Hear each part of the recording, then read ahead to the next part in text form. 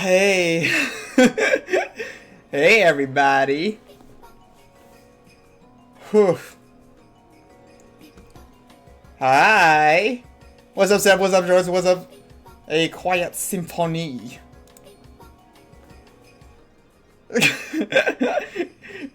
Okay.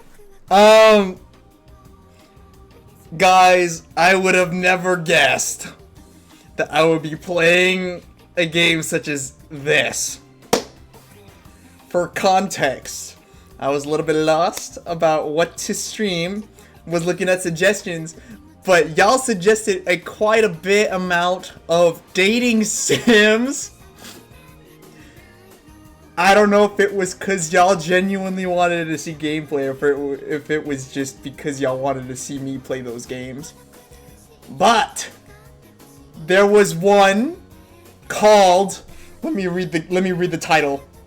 I Love You, Colonel Sanders, a finger-licking good dating simulator. It's been out for quite a bit. It was a free game, and the ratings for this was oddly good. And the art style has an oddly anime-esque style. So I was like, I don't know what to say about it. But we're gonna work with this, okay? You're gonna love it, am I? Okay. All I ask is that when I'm reading through all these novels, just don't clip anything I say. Alright?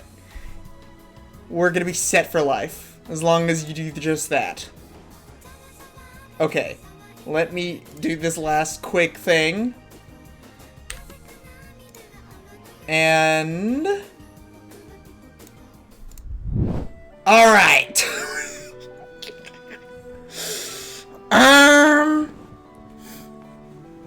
Welcome to I Love You, Colonel Sanders.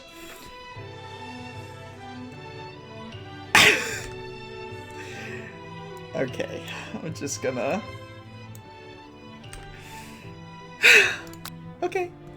Just gonna rock with this, I guess. Okay, we're gonna start.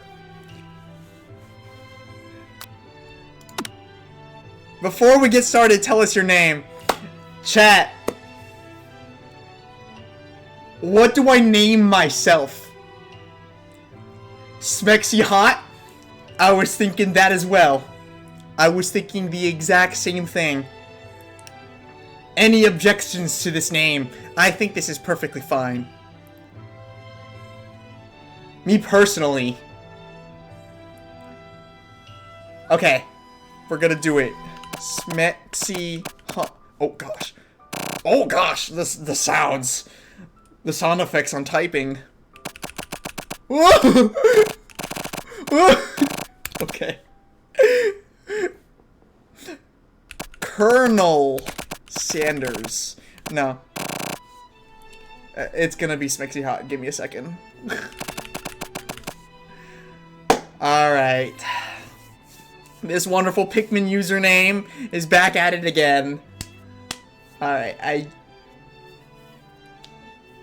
I can smell the regret. Maybe.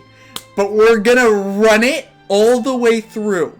As much content as I can to hopefully get an ending or two. Will it take a while? I have no clue how long the routes are. But we're gonna work with it. And y'all will help me make decisions too. So don't forget about that. Y'all are gonna help this persona that we made, Smexy Hot, become Smexy Hot. Ah! Chicken and biscuits. Okay. You sleep softly as the morning sun casts a warm... Okay. What is this poster? Okay. Alright! You sleep softly as the morning sun casts a warming glow through the window of your modest student apartment. As I am a student, this is very accurate. The world is peaceful and serene. You can stay in the moment forever. Or you can wake up. Now. Your first day of culinary school is no time to sleep in. what? We're gonna be a productive student. Academic weapon. We're gonna smack that clock up and at him. Lying in bed, you stare at the ceiling, thinking about everything that awaits you at the prestigious University of Cooking School, Academy for Learning. Who named this school? Your mind begins to wander. Who will be there? What will you cook? What should you wear? Time begins to fly by and you find your imagination getting away from you.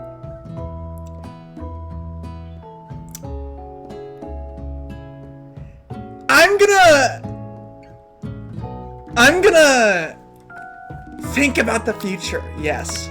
It's here, finally! Your first day of culinary school. So many dishes to prepare, so many students to meet. Your mind is swimming with possibilities when you realize you're running late. You grab a biscuit and burst out the door in a hurry. Mmm, delicious! Just what you needed to wake up those taste buds. Yep. Yikes! You're in such a hurry, in fact, that you forgot to put on any deodorant before running out the door.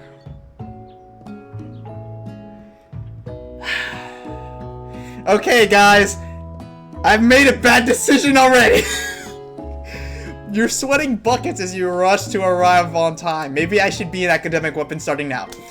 Standing in the quad, you gaze upon the magnificent University of Cooking School Academy for Learning. Here comes your lifelong best friend forever, Miriam. She's the most adorably awkward person you've ever met, and you absolutely love her for it. Good morning, Smexy Hot. Are you excited for the first day of the rest of our lives? Actually, because I sure am excited, a little nervous. Okay, a lot nervous.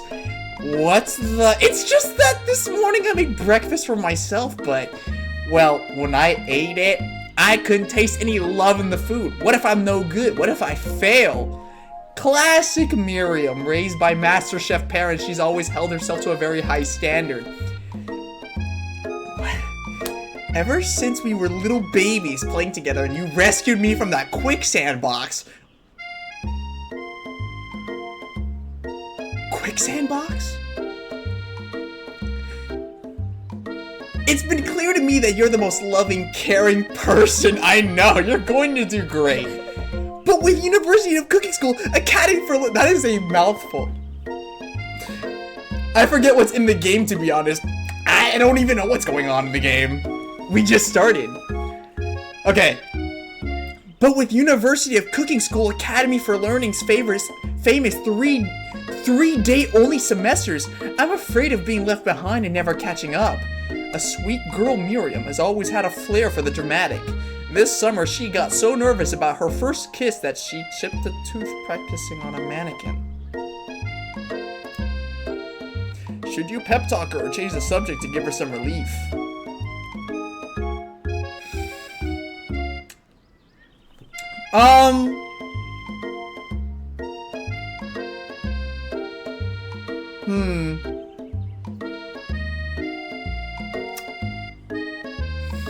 Let's change the subject. We like gossip.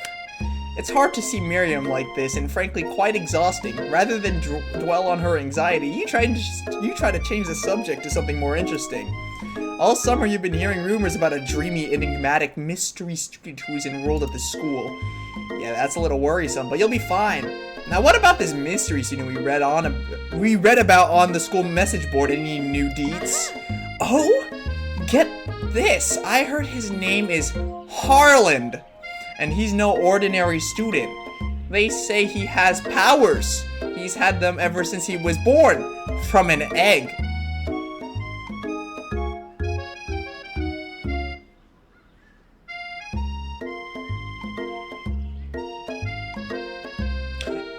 Is this character a chicken?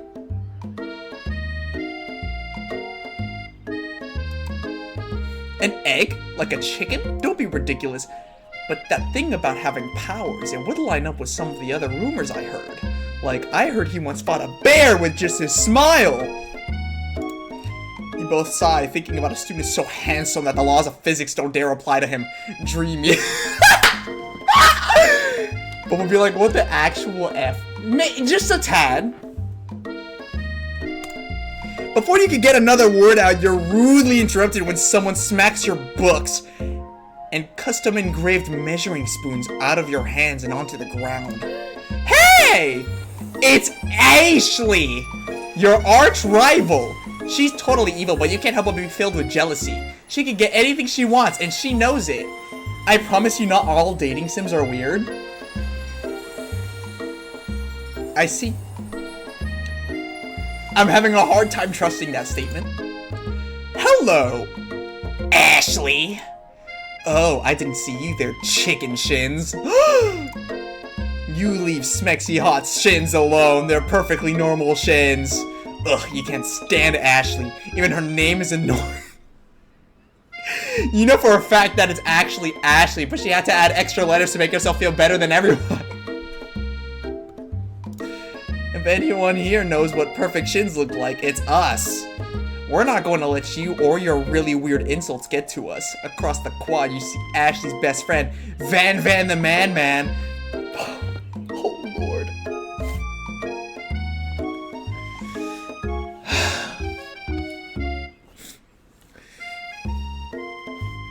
Across the quad, you see Ashley's best friend, Van the Man has stopped to look at his own reflection in the mirror. His pants are so tight, you can see him casually working out of these glutes while he styles his hair. No lie, they're rocking glutes. Ahem, Van. You rang rat.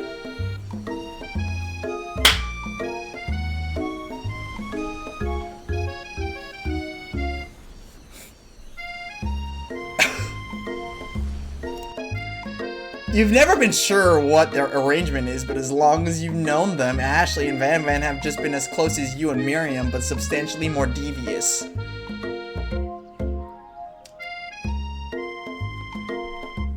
What is that chef uniform? I can't believe that University of Cooking School Academy for Learning would ever allow people like you to attend as students. I know, right? You think they just hand us our diplomas now? Or maybe hire us as professors. You amateurs could learn a lot from us. With the first day of school about to start, there's just not time to properly tell these two off, so you resist the urge. Let's go, Miriam. Psh, see you later, losers. Who is this? As you approach the door, you see a goofy-looking kid pushing hard against the window directly next to it. Oopsie. I think it's broken. You reach forward and easily pull the door open. That should do the trick. I love you.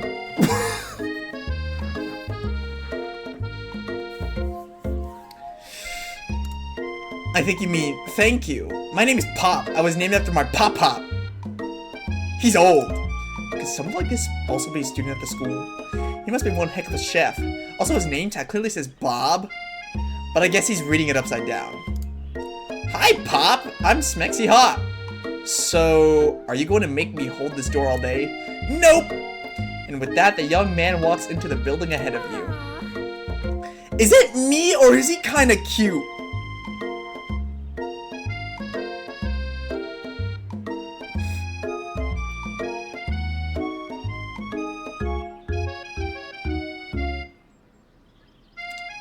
I agree, Seb. I think it's just her.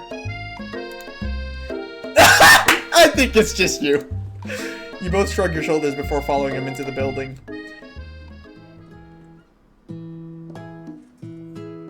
That's a classroom. You stand at the edge of the room, unsure of where to sit. What's up, Bryce? Other students wander in and keep themselves busy chit-chatting. A scruffy-looking pooch takes his place at the podium at the front of the class. Adorable. Now, quiet down, everyone. Guys, what kind of voice should Sprinkles have? What kind of voice should Sprinkles have? I don't know what, like, voice to give this man.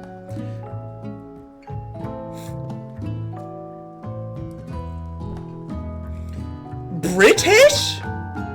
Oh my god. Should it be like the deepest voice possible? Like, what's going on? What's the move? Who Who is this unreasonably cute pup, and why is he in our culinary class? You must be Sprinkles, head instructor and CEO of UCSAL.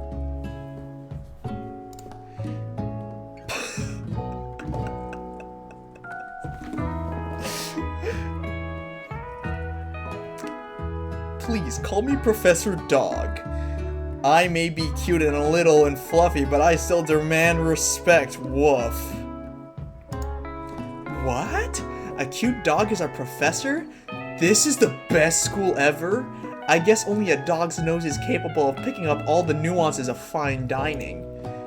Out of nowhere, wind begins to rush around you as a swirl of cherry blossom petals fill the air inside the classroom. I'm chilly, someone close the window. And then...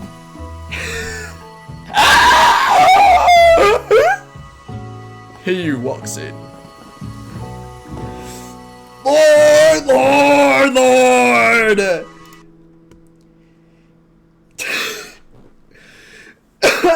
It's the man.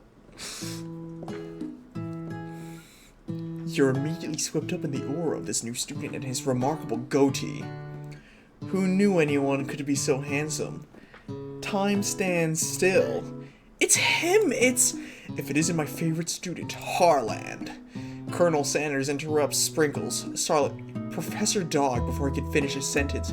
Please, call me Colonel. Colonel Sanders.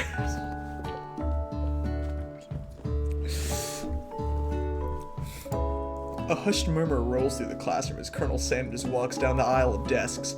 Suddenly, the room is sweltering. Sweat begins to bead across your brow. You feel like everyone's looking at you when you're not entirely wrong. And this over here must be sweaty. Sweats a lot. Maybe we should open that window back up before Faucet Pits melts into a puddle and evaporates entirely. Oh my gosh. You two both know my name. We were in the same kindergarten class. And what is with all you really weird insults? You turn to find Colonel Sanders standing right in front of you. Colonel Sanders, beautiful angel that he is, stands before you smiling gently, his hand outstretched. Boy, howdy, this classroom gets hotter than a Kentucky fryer. I'm dead? Me too, Sam. Please, use my handkerchief. Oh!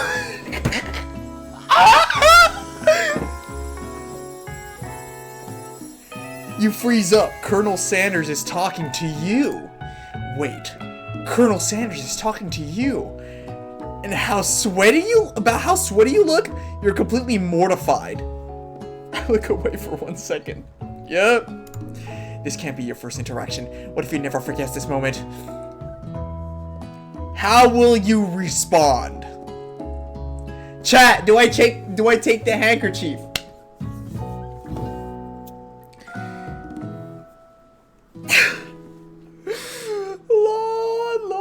Lord, take it. I'll take it. I'll take the handkerchief. You stretch out your hand and Colonel Sanders places a fine silk handkerchief in it.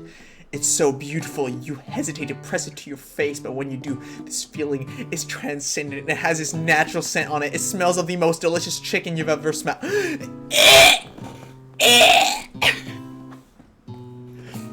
I don't want to smell like chicken. Professor Dog steps in to settle the class down and sets some ground rules. Welcome to University of Cooking School Academy for Learning, the greatest culinary academy in the world. The birthplace of culinary legends past, present, and future. Many challenges await you. There will be tears, there will be blood, there might even be really adorable tiny food. And when all is said and done, there will be a battle. You will lift your sporks and compete in a broom cooking arena. Just then, another student enters the classroom and interrupts the professor's rousing speech. Hi guys, sorry I'm late. I hope everyone had a good summer. I really miss... Quiet! Late to class is bad enough, but interrupting my monologue, you're on the fast track out of here, young man. Are you sure you're even in the right place? Don't you recognize me? This is my 3rd year in the school with you as my teacher. Everyone stares at him blankly. Does no one remember me? You're expelled if you utter one more word before I finish. Let that be a lesson to you students that tardiness is unacceptable. Even Clank made it here on time, rolling halfway across town in his tiny wheels. You turn to see the student Sprinkles is referencing, who appears to be some sort of industrial kitchen appliance.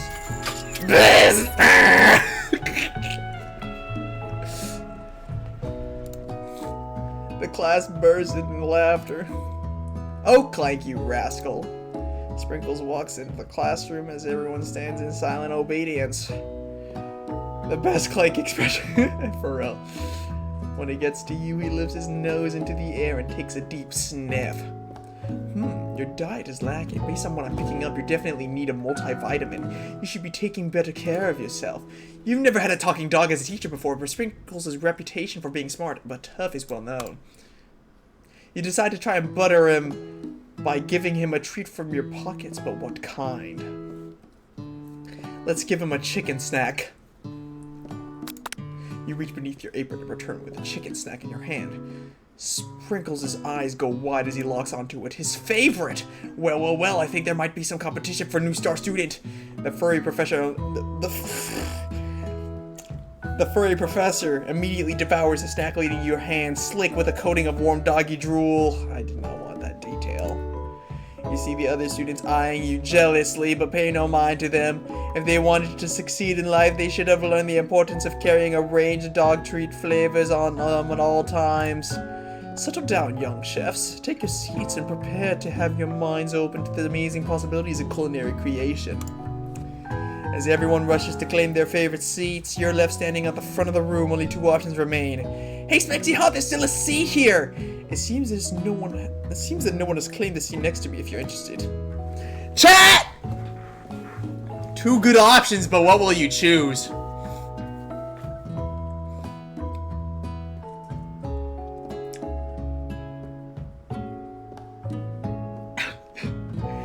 Hold on, let me grab water real quick. My water's like a million light years away. It'll be quick.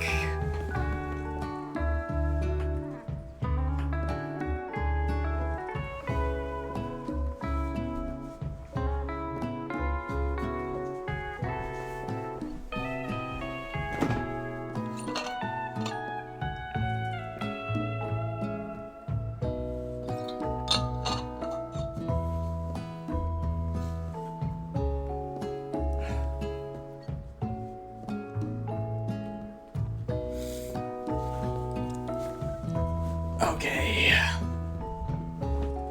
Sit next to the man! Okay. You move to take your seat by Colonel Sanders. It appears he brought no books, pens, or pencils. However, his perfect upright posture shows off a seriousness that makes you confident in his desire to learn. Thanks for offering me the seat. I've only had two rules. Do all you can and do it the best you can. It's the only way you ever get that feeling of accomplishing something. That's so inspiring. A little off topic if you ask me, but okay. As soon as you've settled into your seat, the professor makes an announcement. Think fast, it's time for a pop quiz! Yay, a quiz about me! This incredibly important and surprisingly short quiz will tell me if you are ready for life at culinary school. Keep your knives sharp and focus sharper. Here comes question 1. If train A is traveling to point B and train B is traveling to point A, how important is it to wash your hands before cooking?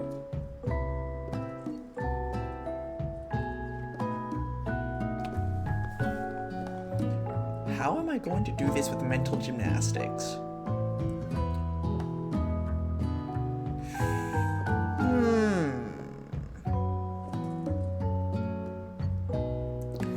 I agree, Seb. I think it's extremely important to wash your hands before cooking.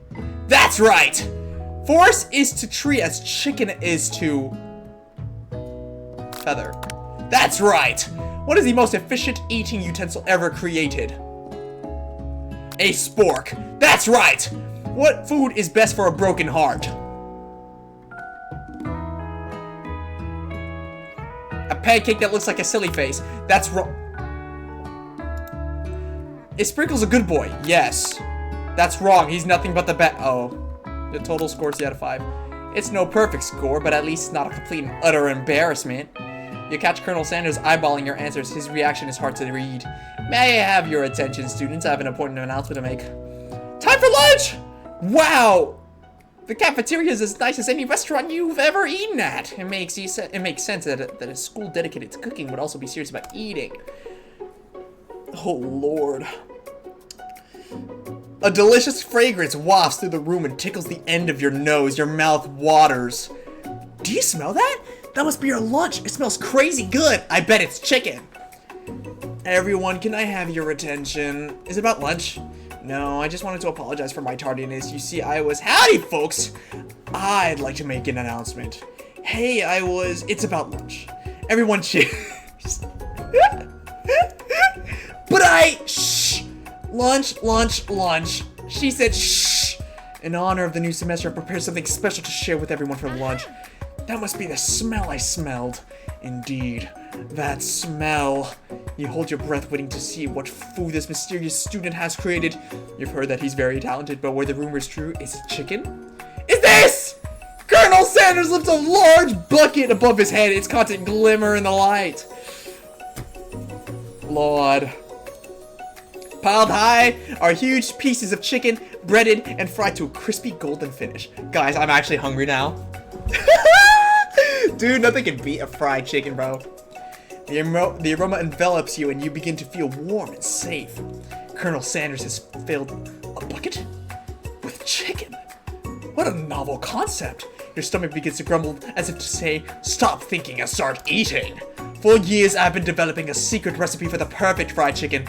By my calculation, nothing less than 11 herbs and spices are required to achieve the perfect balance of flavors. You look around and notice that every other student has a pen and paper and is scribbling notes as fast as they can. But that's all I'll say about that. What, you think we want your stupid secret recipe, dude? Shaw! Nah, my dude. Nah. I'm just, drafting a last will and testament in case, one of those ingredients is, poison! Got him! He looks around nervously to see if anyone else is laughing at his sick burn. Why does his face look like that?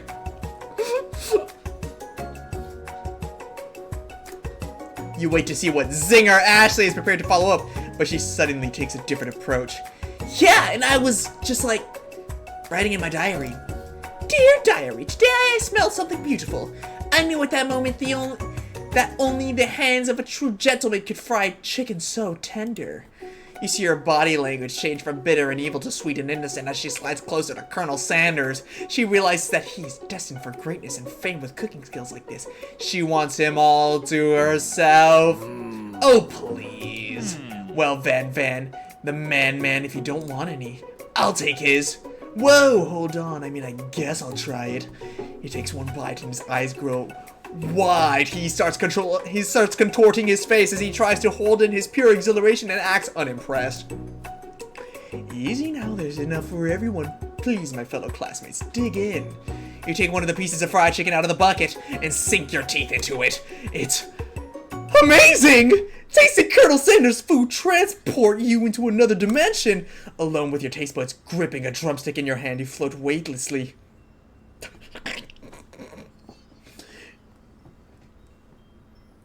Chat, I don't even know what to say.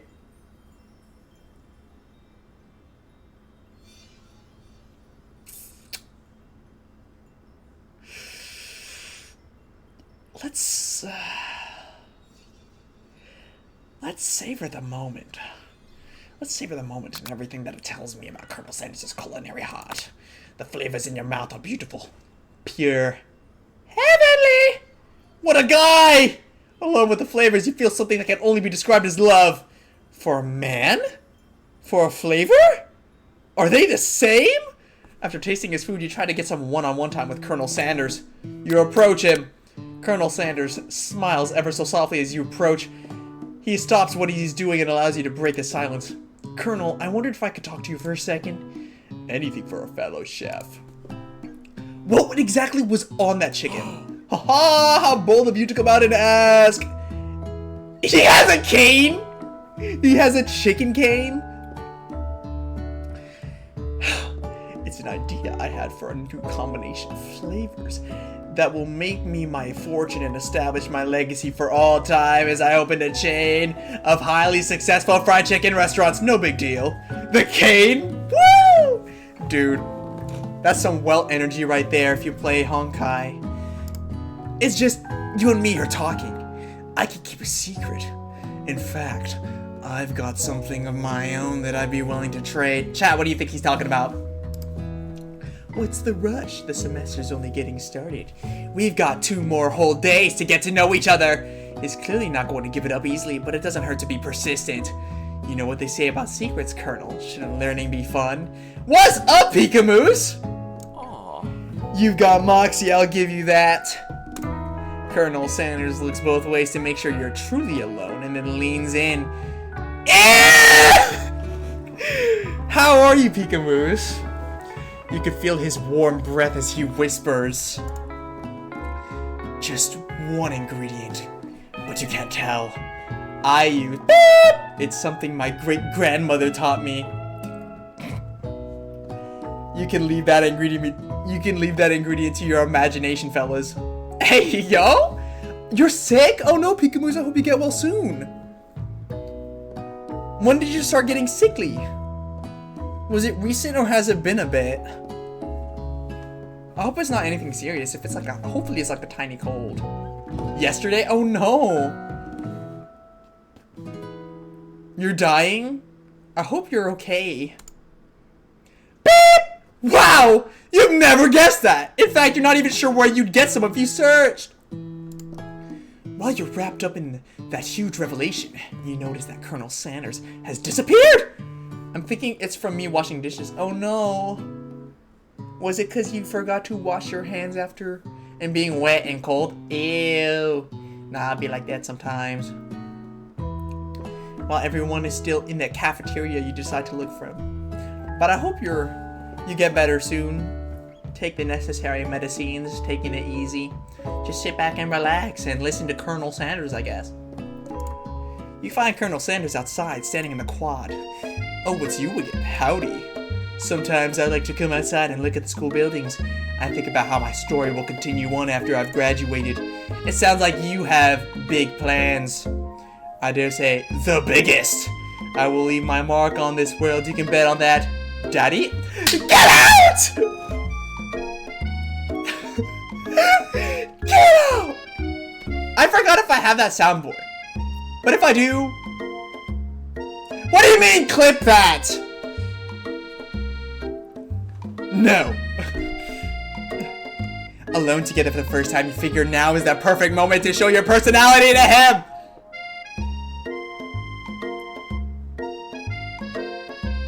Guys, close enough to win. Okay.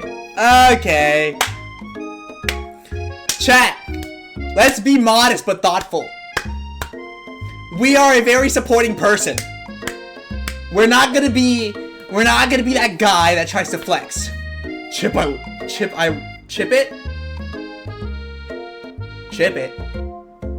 it. Clip it. No! Well, I just wanted to tell you that I really enjoyed your food. I'm dying, dog. Now you've got his attention. Be nice to me? Okay, fine. I'll be nice to you. I'll be nice to you today. My head is spinning. Oh no! Make sure you drink a lot of water too, okay? The flavors were complex but comforting. The interplay between salty, savory, and peppery. It was perfect. Hey, bro! This sounds like that one kid in English class. Water is nasty? Well, I hope you've at least been hydrating, though, you know?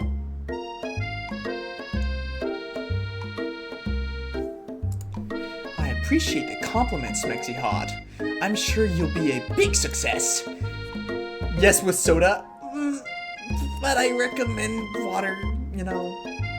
Like... That way it's not as sugary, yeah. And it's healthier, you know. I know we've only met today, but I'm starting to get the same feeling about you. We should head back inside. The next lesson is about to start. Whoa! What is this kitchen? You step into the massive cooking arena where the afternoon lesson... What in the Food Wars is this? Shout out to all the people that watch Food Wars. That anime makes food look so good.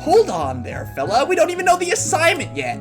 Technically, Clank might not have a face, but there's something charming and earnest about him. Bzz.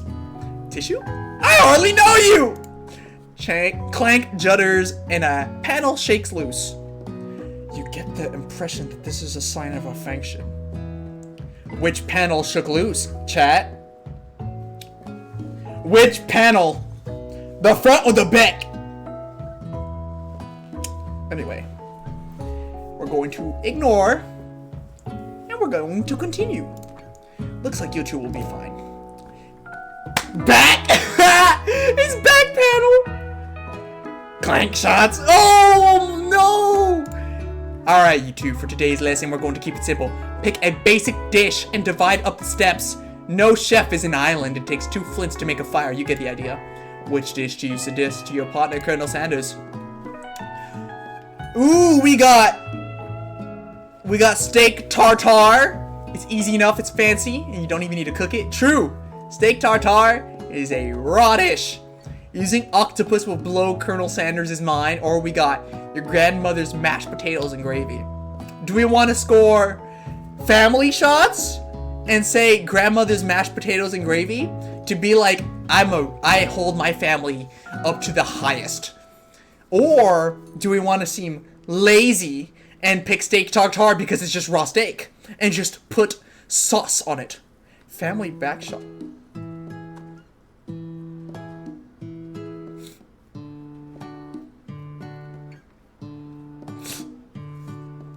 Peekamoos. Peekamoos.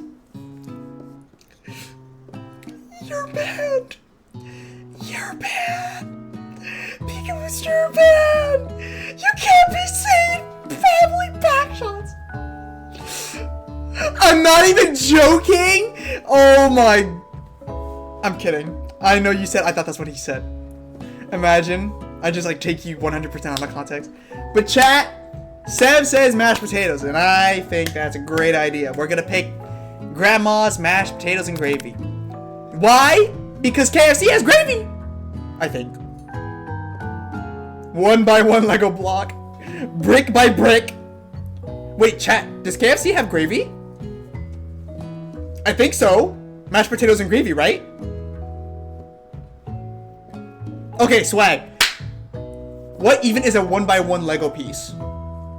It's a Lego piece. It's like a square piece. It's like, and it only attaches to like 1 slot. He'll put his gravy on you. Pause!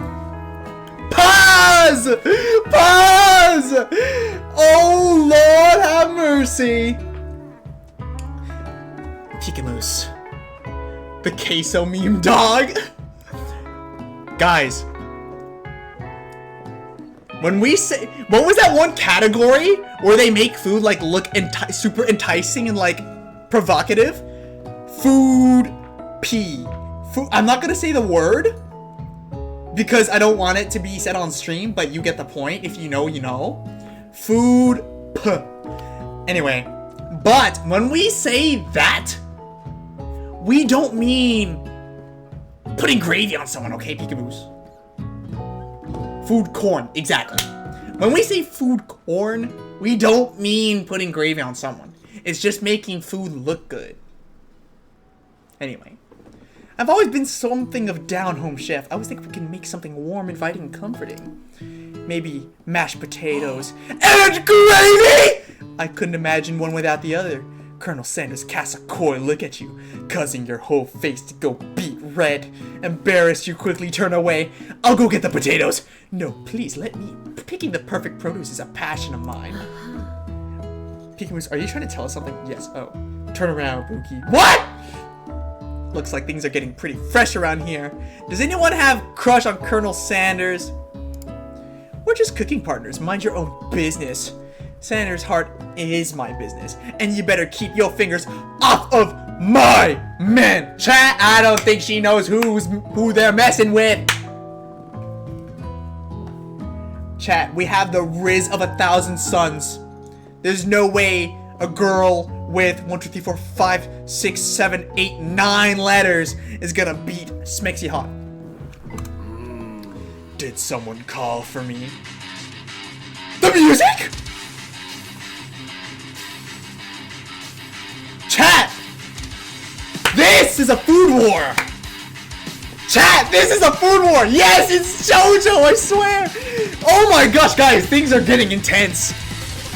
No, jeez, Van. While I'm over here crushing Smexy Hot's dreams, you're supposed to be taking care of our classwork. That was the deal, remember? Colonel Sander returns, arm full of peeled potatoes. He tosses them into boiling water and turns his attention to you and your old friends. Oh, howdy there, Ashley, Van. Are we working in a quartet instead of a duet now? Actually, no. It looked like Smexy Hot was struggling, so we offered to give them a hand. You know how it is. These young amateur chefs need a lot of mentoring. I was going to say, Colonel Sanders, maybe I could also teach you a thing or two about fancy food. Chat, the music is kinda...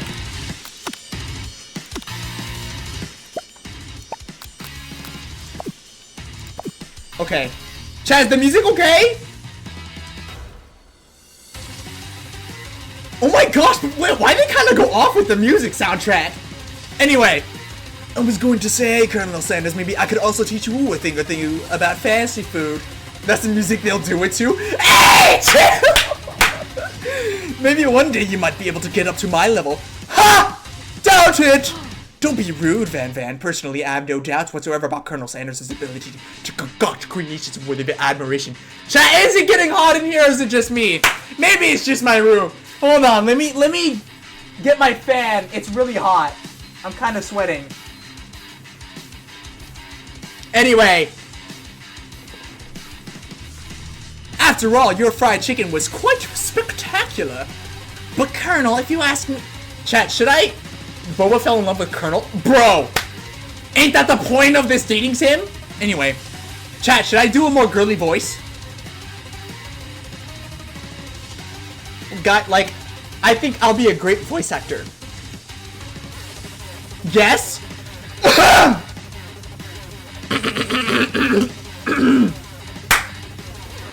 But Colonel, if you ask me, I might make a better partner for you than this thing that has positioned itself at your station. Will be great for the audio clips.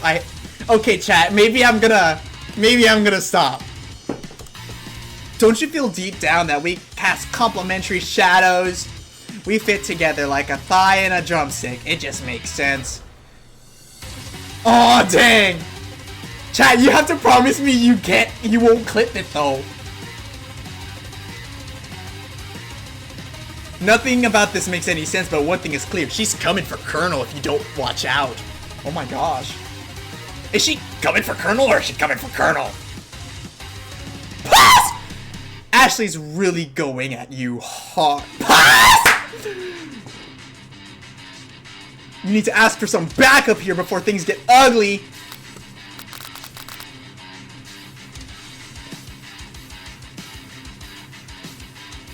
Alright, chat! Chat! Miriam's finally gonna be the MVP of the story! Let's pull Miriam up! The reason why is so that when Miriam starts hitting Ashley up and they get beef, they'll get too into their argument that it's just me and Colonel Sanders doing our thing. You turn to Miriam and as soon as you find her, she senses it and looks back. This girl's friend in need radar is second to none. She immediately comes running over. Is somebody threatening my friend? I will destroy them! I actually think that Ashley and Van were just leaving you in the dust. Vice. Chat, how do I read that word?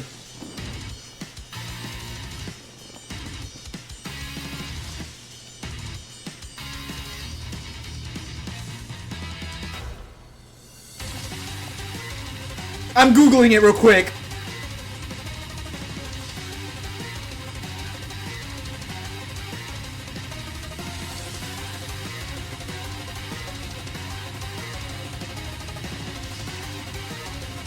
Vis-a-vis. Vis-a-vis. Vis-a-vis. Vis-a-vis. Vis-a-vis. Alright. I got it. Leaving you in the dust. Vis-a-vis my skills as a chef, perhaps. But stepping away from this competition? You are sorely mistaken. Miriam, you're a loyal friend, but Smexy Hot is my partner for today's activity. You look for Sprinkles in the hopes that he might step in, but he's nowhere to be found. Darn those cute corgis in their short but sturdy stature. You look down at your station and realize that in the tension of the moment, your hands have been cooking on autopilot. Distracted by the drama, you've already crushed the boiled potatoes into a perfectly creamy mashed texture with plenty of butter and cream? I can't read. With plenty of butter and cream for flavor. It's as if your natural passion guided you through the steps you know so well while your attention was elsewhere. I know just what to do. Colonel Sanders extends his hand. He's holding a beautiful white porcelain gravy boat, out of which pours a smooth brown gravy, smothering your nearly finished potato dish.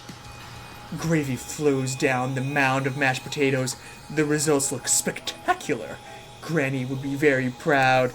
Colonel Sanders holds a spork out to you. You reach out and grab hold of it, but he doesn't immediately let go.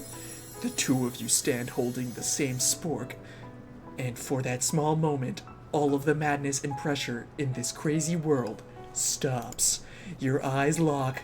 This moment is electric. Time stands still. If you love something, set it free. Together, you dig the utensil into the mashed potatoes and lift a heaping sporkful up when you see Ashley with a sinister look. I'm gonna draw Boba in Colonel's outfit. You know, I'm not even gonna lie. Colonel's outfit kinda looks fire. Chef Boba? Yes, please. You know she's plotting against you to be with Colonel Sanders. And then, filled with rage and without thinking, you fling the sporkful of mashed potatoes right into Ashley's stupid, beautiful face! Van Van! Do something! Do something!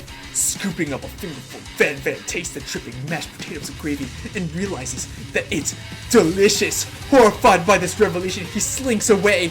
Will he ever be able to cook something with so much love and integrity? Hold on right there, Spexy Hot. We do not waste food in the broom cooking arena. Colonel Sanders, I expected better from you. If you throw one more spoonful, you'll both better be prepared to eat it from where it lands. Can I have potatoes, face? Van Van rushes back over, a covered dish in his hand. Oh wow! Wait, that kind of looks fire! Mashed potatoes with gravy? Pathetic! In just a few minutes, I prepared a full meal. Gaze upon my specialty. Braised tentacle of octopus in my silky saltwater sauce. Plated on a battle axe. Blade forged by my supreme chef's ancestors. You've ignored me for too long! That ends now. It is I who will have first bite, and you will all look on with envy. The interrupting student rushes at Van Van and swipes a bite of his signature dish right off the plate. No, don't! Something about this dish doesn't strike my nose quite right. I think the octopus was rushed and may have turned in the process. The results could be toxic. Too late, it has been eaten. I think I left something in the oven. I don't feel so good. It killed him! Everyone step back! Don't take another bite! When you look back at the plate, the rest of it is gone. You notice the tip of the tentacle being slurped up and pops up. Chat, that is a statement. You big bag! Chat, what is this? What is this statement that I just read? Pop winces in pain for just a moment, then is almost immediately back to his oblivious self. Oopsie! Tastes like poison! The entire class is gathered to watch Pop's final moments. Shock has frozen the whole crowd. They are as motionless as statues. The class bell rings, disrupting the moment and snapping everyone back to reality. It would appear that Pop's enthusiasm for trying new things despite obvious danger, has inoculated him against poisons of all kinds. What? What in the plot armor? I'm not sure the professors here make enough money. Hello? I just turned into a ghost over here. Seeing that you're shaken up by that really annoying student and all his nonsense, Colonel Sanders approaches you. What in the pop armor? No, for real! I'm sorry you had to go through that. Please, let me walk you home. What? Like, for real? Oh, come on! You follow Colonel Sanders out the room. At night, The school building has taken on another vibe entirely. It's dark and more than a little spooky. Colonel Sanders stands in the quad's neon glow and speaks softly. Ooh, ghost! Those mashed potatoes you made in class today. Would. Before you go on, I wanted you to know they're not a great representation of my skills. I didn't even realize I was making them. They were amazing. Tasting them, it reminded me why I became so passionate about food to begin with. Colonel Sanders is getting choked up. Cooking is obviously important to him in a way that you find inspiring. Chat, sign me up for a voice agency, bro. Now might be the perfect time to tell him you're developing feelings for him. Colonel Sanders? Yes, Smexy Hot. There's something I need to tell you. Hold it right there! Oh my gosh, this guy needs to leave. There's something I need to tell you first. Oh jeez. You see, when I was just a boy, I had a dream that one day I would be the greatest chef the world has ever seen. Van, get out! And every day since, I've been working toward that dream. Day and night. Never stopping, never resting. Also, lifting a lot of weight. Like, so many weights. We should follow our dreams with all of our hearts, that our souls may grant them like wishes floating on a shooting star. Hey, no, you... Shut up! I'm the only one here to say inspirational stuff and be the star of the story. Are we forgetting that your cooking literally killed a guy? You can't prove that! I also saw you kill that guy. What was his name? Somewhere in the distance, you hear a long, sad sigh. Forget him, we're talking about me. Me. I'm the hero. What is that? Chat! The Spork Monster is here to fight a hero. I think I left the fridge door open. Later, nerds. Aw, cute. Said that is not cute. How dare you threaten me? Just as I was letting down my guard and connecting with another chef on an emotional level. Be afraid! Be very afraid of me! Because I'm a monster, see? Is he rhyming on purpose, or is that just coincidence? But before you can discuss syntax any further, it's a turn-based fight sequence! What will you do? Chat! This is the moment we've all been waiting for. We're going to attack. You decide to go on the attack. Which attack will you use? Cook with love! Cook with love does 1 damage. It just got real. That attack really upset Spork Monster. Spork Monster goes on the attack. They spit hot gravy at you. You take one. So Pikamoose, you know how you said gravy was going to be poured onto me? I'm afraid you're correct. Attack again! You decided to go on the attack. But we're last time, right? Not for real, Pikamoose! I would have never guessed. Cook with love! Cook with love does 1 damage.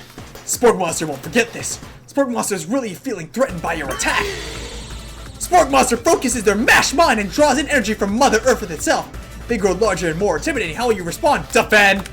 You decided to defend. Which defense will you lose? Trepidation. You hold your head between your hands and mutter, "This is not happening, this is not happening." Spork Monster is no quitter. Buffed up and ready to rumble, they go on the attack once again. Spork Monster uses the utilitensile. You take 2 damage from the attack. If you take much more damage, you're not going to survive this battle. Defend again. You decide to defend. Which defense will you use? Buff up. No one can control this much buffness. You start to feel bloated and quite frankly a little gassy. You better attack sooner, you're likely to explode. Chow down! Chow down does 2 damage. A powerful blow! Spork Monster is oozing cheese sauce on the lawn.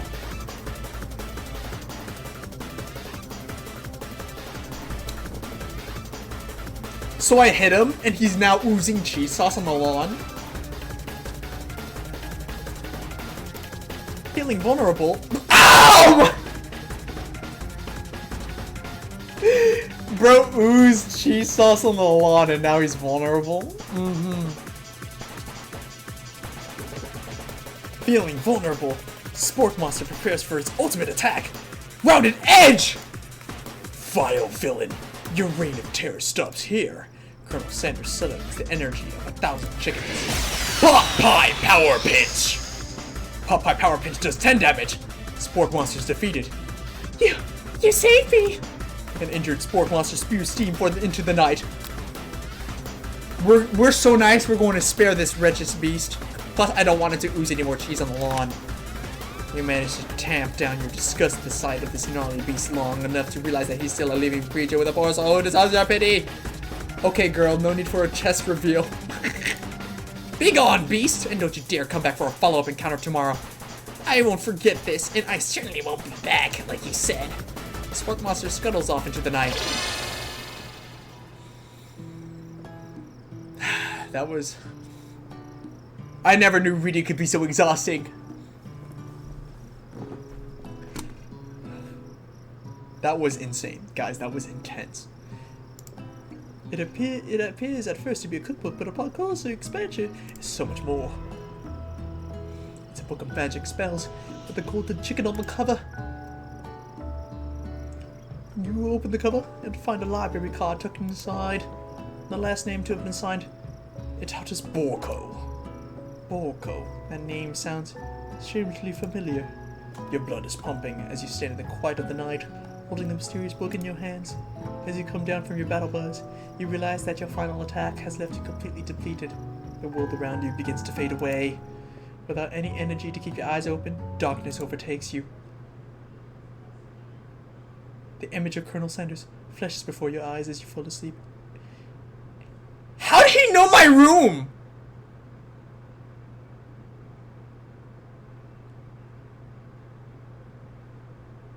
Chat, he just took me to my room?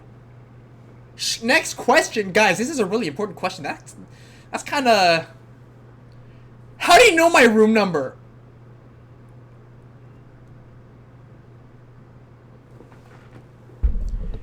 I know your room number. I saw you the moment you exited the building. Chicken? That doesn't answer my question. Free audio? What do you mean?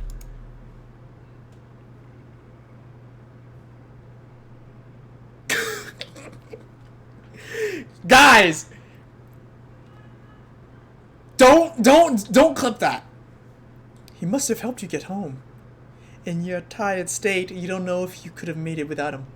What a guy! You want to thank him, but you don't have the strength to utter a single word. You feel your covers being pulled up over you as you are tucked in tightly. Good night, my Colonel. In your dream, you're together with Colonel Sanders. For some reason, Sprinkles is also there, instructing your love. Dreams are weird. What the? You awake on day 2 and attempt to process the wild visions you had. Were they memories or premonitions? And then there was a secret ingredient that Colonel Sanders went ahead and told you outright. Not much of a secret, huh? It's probably just because he already trusts you so much. Sure, that makes sense. We'll go with that. You meet up with your bestie in front of the school. Before you tell her about the encounter with the Spork Monster, she launches into a story of her own. Okay, I know this might sound a little strange, but I think I might be, I think I might like Clank. Like him? Like? I know it sounds like it's moving too fast, but there's something I like about him. I like him. Like him. You like a robot? Pikamoose? I guess your comment of Clank shots is... Anyway. We got to talking after class, and he's actually a totally sweet guy. Not only that, but he's really smart. He told me all kinds of stories about Colonel Sanders. Pikamoose, I'm just as bamboozled as you are. Did you know that Colonel Sanders was the most popular kid in high school? No, but that does make complete sense. I'm a pro at knowing these games, I bet. You're so down bad, you practically know the plot of all of them. Yeah, but he was so popular that he was voted prom king at a school he didn't even go to, and was also the convertible that he himself rode at the prom... Wait, what? He was also the convertible that he himself rode. He rode himself to the homecoming parade? Chat, did I read that right? He rode himself?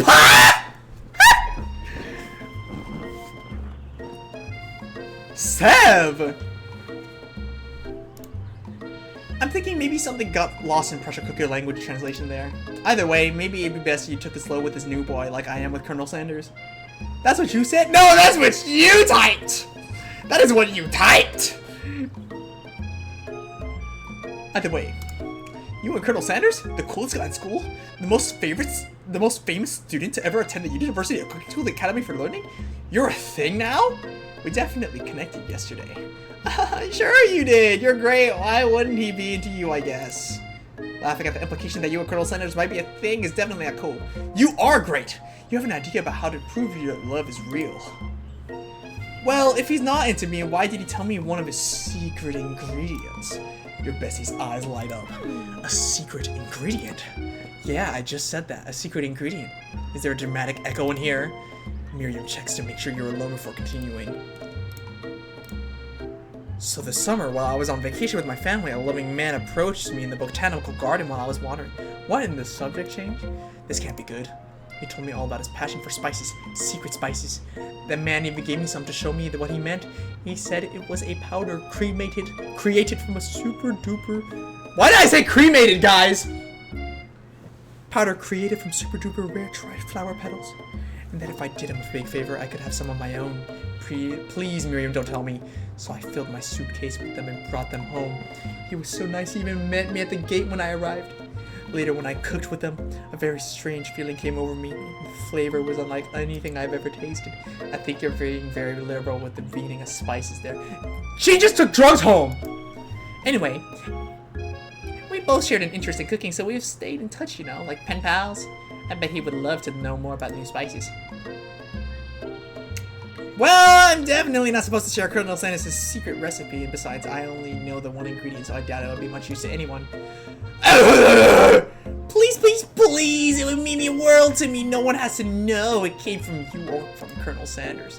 What do you think? Should you protect Colonel Sanders' secret or share it with your bestie? Hey man, if someone tells me a secret, I keep a secret, even if it's with my bestie. Make up a fake ingredient? That's what I'm saying. You quickly think of a fake ingredient name. I don't know. What about... It was Eye of Newt. I know, it sounds like some kind of witch's potion, but what can you do? Eye of Newt. Wow! Her eyes light up, imagining such a thing, and you will figure that you've satisfied her curiosity and she'll move on. However, she immediately turns around and does the thumb typing on her phone that you can't quite... Oh no, she looked it up. Before you can ask her to confirm that she was definitely not texting secrets to other people, you're interrupted. A wind rushes in, cherry blossoms petals fill the air! It's Colonel Sanders!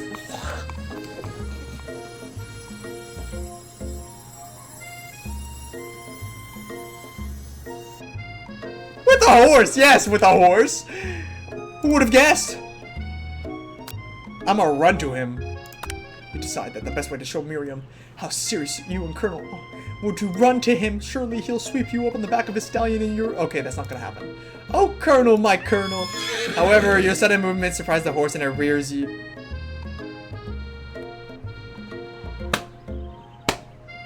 Why did I read that as ride to him? Rice. I know you're a closeted perv, but you gotta calm down, Rice. You gotta relax, okay? You gotta relax, okay? Tone it down, you gotta relax, okay? You're like at a 10. At spice level, you gotta take it down a notch. Take it to like a mild. You didn't mean to? Well, you can't help it, right? It's in your nature. I would do that to Pikamoose! The force of the blow completely knocks you out cold. In the darkness, you see a vision. Ooh, Smixy Heart, I'm here to deliver you a message. Not this guy. It is important that you remember this exactly as I say it. If you forget, the world could end, so you know it's serious.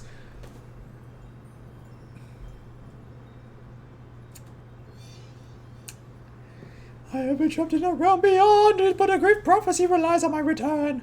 Only you can save me. All you need to do is repeat my name 3 times. And that name is... But before you continue, you suddenly awake. Oh, that's tough. Aw, jeez. You awake to find Colonel Sanders tending to you. He roused you back to life with a satchel of secret spices. He gave me drugs. Or is that just his natural seasoned musk? Hey, chat! Chat, what do I do?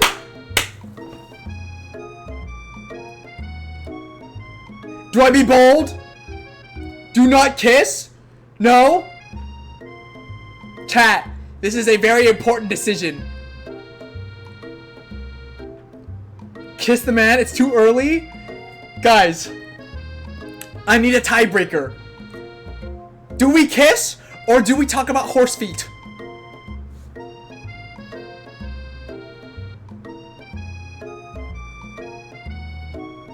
Kiss? Sev, I'm sorry, but you're outnumbered here. I'll wait 10 seconds or 15 seconds, and if no one else makes any decisions, I'm gonna go for it. But it seemed like tell him you'd kiss his feet. Pass! A mix of both? Peekamoose, you gotta relax. Peekamoose. Okay. You're at a 10, you gotta turn it down to like a 1. I'm kidding. 5, 4, 3, 2, 1. It's time to lean in for a kiss. Whoa! You've known it for a day. Are you really sure? I guess you must be. You put your arms around Colonel Sanders' neck and lean in for a kiss, but he turns his face and you awkwardly kiss his ear. You can feel him shudder. Too soon! He clearly mistook his capacity for love. Guys, you have 0 raise. Rice. Peekamoose. You guys have completely fumbled the bag for this round. I told you. Your soul crawls inside of itself and you instantly die of embarrassment. Game over! Try again! Nah, we are just gonna be more aggressive with him. Thank you, I know I have no risk. Guys, you gotta have more.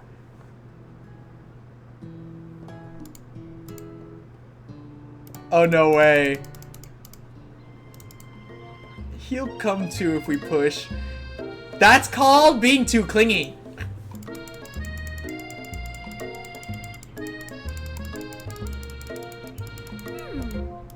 No.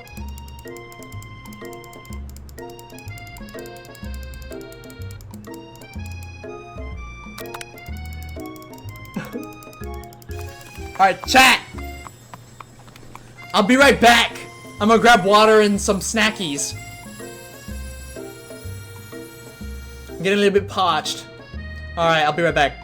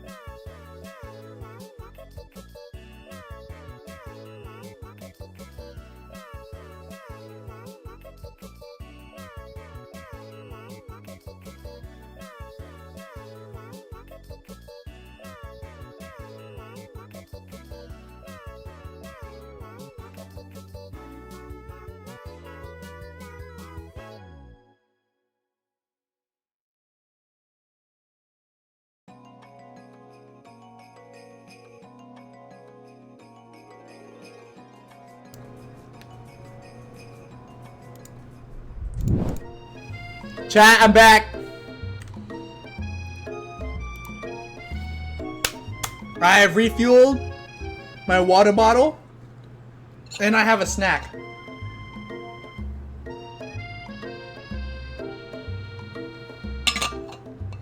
So, in light of a food-related game, I'm also going to be eating food as I play this food-related game.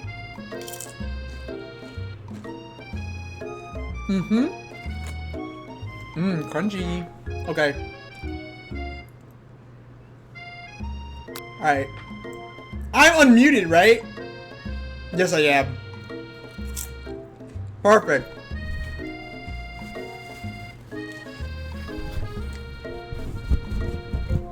Okay. We're good. So don't mind me munching in between. Hello? Stay back. But yeah, don't mind me munching in between. I got chips.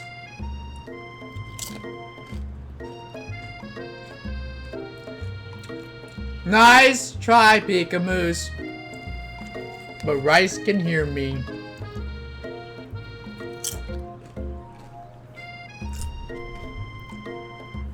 You can't trick me no more.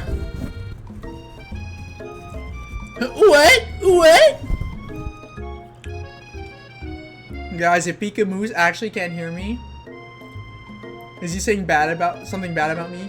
Pika-Moose is the most down bad person in existence. Although Pika-Moose is a great person. Pika-Moose brings the vibes to stream every time. Anyway. Chat, do we still want to run to him? Or do we want to stand back and admire the majestic glory? Oh my god, Pika-Moose. Wait, what is he saying? Are you actually messing with me, or?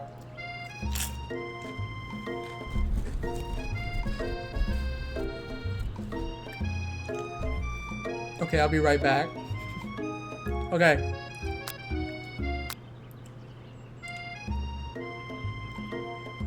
I can't stand this. Alright, we're gonna stand back. Colonel Sanders' horse is truly a thing of beauty. Without ever acknowledging that he's being watched, he does a short horse stance before dismounting with a flourish, and then slaps the beautiful creature gently on its rear. Oh my gosh. Guys, can you hear this?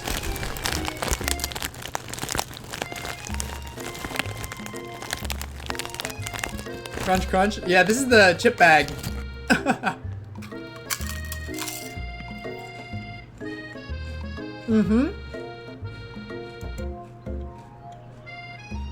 You're so struck by the sight of him that you lose the ability to speak coherently. Hold on, let me finish chewing. Oh, I didn't even realize anyone was watching. Don't worry, he knows his way home. You attempt to compliment Colonel Sanders, but the words don't come out exactly right. What a horseful beaut you have! I mean, what a horseful beaut you have! Dang it, that's what I just said! Being a good friend, Miriam attempts to cover for you. Oh, Smexy Hot just gets really nervous about people they like. Yay! Pika-Moose is back! What? This is not helping. I mean, they got food poisoning and were up all night. It was gruesome. You should have seen it. She gives you a wink and a smile as if to say situation handled. Can't blame a girl for trying. And with that, Colonel Sanders disappears into the stool, leaving you and Miriam to follow. Okay! Welcome, Pika-Moose. We were just talking about you.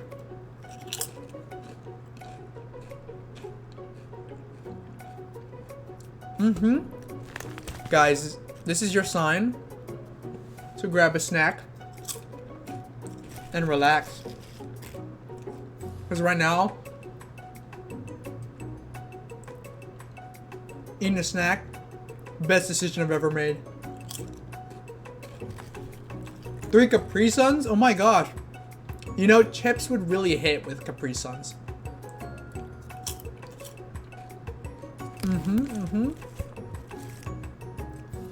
Okay.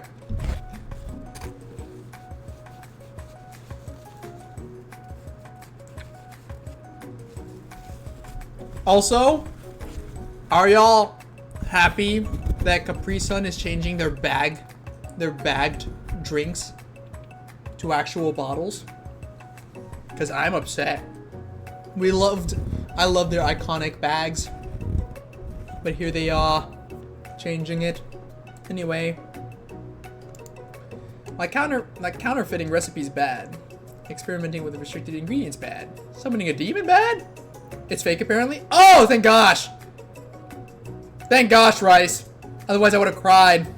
Because I only got like one image and then I moved on with the day, so I didn't really have a chance to fact check. You try and get a peek over Van Van's hulking shoulder, but he sees you coming. Pause. Whoa there, little one. I'm not sure you're ready to handle this. Peekaboos, go get your man! Why don't you make like a bee and mind your own wax, honey?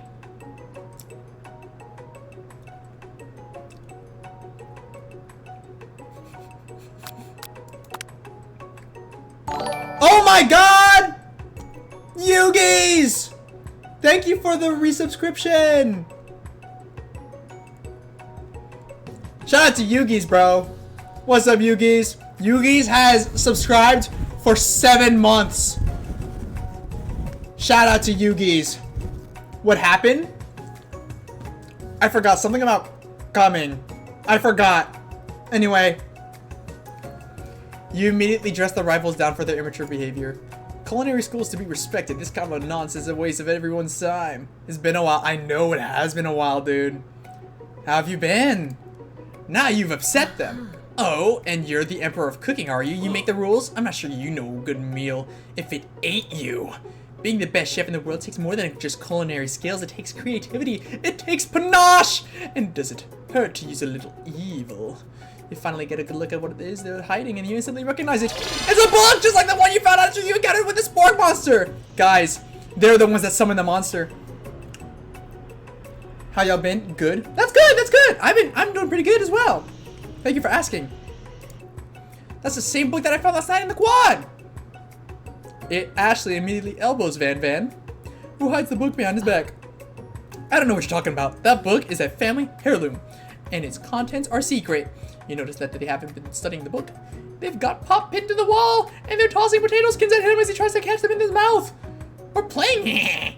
Before you can dig in any further, you're interrupted by the arrival of more students. It's almost time for class. Beep, beep. Clank must be running late. He's in such a hurry that he rolls right over Van Van's meaty foot.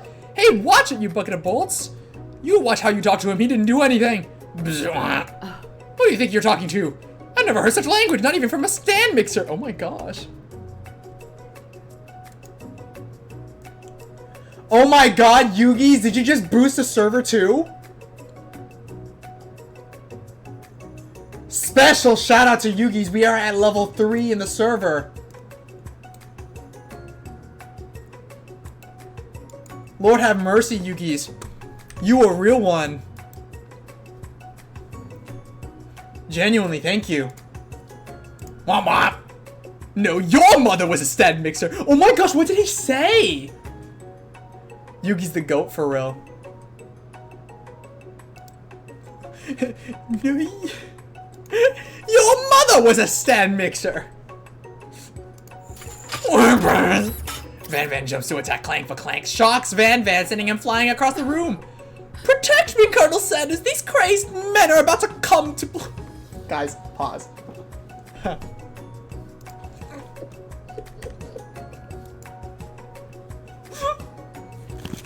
I'm gonna take a chip real quick.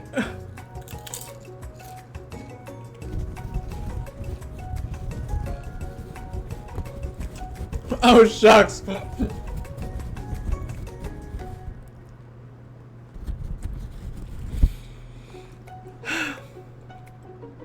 Okay, let me get back to the bratty voice. Protect me, Colonel Sanders. These crazed men are about to come to blows. I think it must be over me, but I'm not interested in either of them. Ashley's tone has completely changed in an instant. She bats her eyelashes at Colonel Sanders. Surely he must know that this is a ruse, right? Gentlemen, get a hold of yourselves. Save it for the arena at least, or don't. Honestly, what do I care? I've got a lofty career aspirations to focus on. Maybe I can help you with your business plan. Just then, Sprinkles arrives to signal the true start of the class day. He's panting, which doesn't seem that abnormal. He's a professor, but he's also a dog. Students, please take your seats. I apologize for my late arrival. I spent the morning chasing a car all around town and my tiny legs are very, very tired. Also, Yugi's, are you a fan of KFC? Anyway, but I'm here now and I hope you're ready to learn. Rub his furry dog belly, he loves it. After all, he catches his breath. Yeah, it's good. Swag. Guys, although I have tried KFC, I have not tried their gravy and mashed potatoes. Is it good? I think the only thing I tried from KFC was when I was a kid. And I've only eaten, like, their chicken. Like, their original chicken. That's it. I didn't eat, like, anything else. I just ate their chicken. Yeah. I see.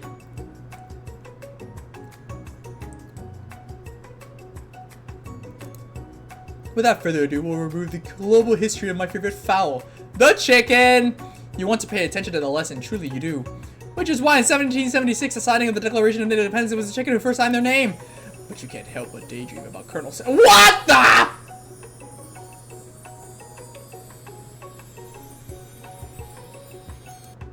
When you come to, Sprinkles is holding a tray of food in front of you.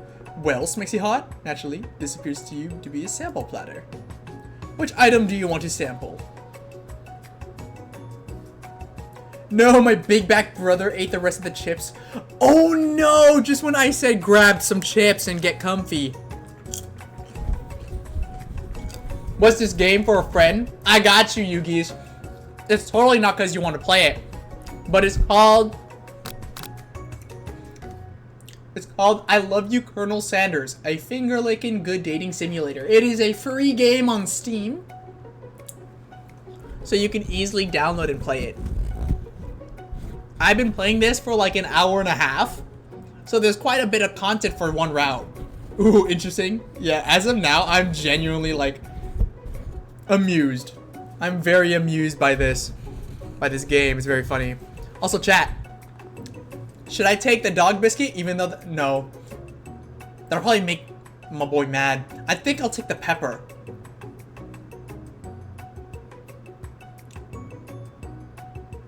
I'll take the pepper. I'll make this decision. A brightly colored pepper stands out from the other items. Sparks in a most eye-catching way, so naturally you reach out, grab it, and eat it right away. However, your body's not prepared for the heat. The pepper has triggered an intense spice hallucination. It feels like forever as you trip through the universe. My friend! Ooh, this guy again? I'm here to give you an important message. Ooh, you must avenge my death and fulfill your destiny. Okay, contact Yugi's. I know you just pulled up. So, in the middle of a cooking class, Van, the buff JoJo looking character, he tried to get us by cooking something poisonous. It looked good. It was like a octopus tentacle. And my boy named Student, yes, his name is Student, he ate it and he died. And now he's a ghost, but no one really cares. You must avenge my death and fulfill your destiny. All you must do is I was saying to fulfill your destiny. All you must do is sorry, I think I've still got some spice stuck in my throat. It's fine. I'll work through to fulfill the prophecy. You must. You feel yourself beginning to regain consciousness. Oh man! Bobo likes tentacles in his mouth.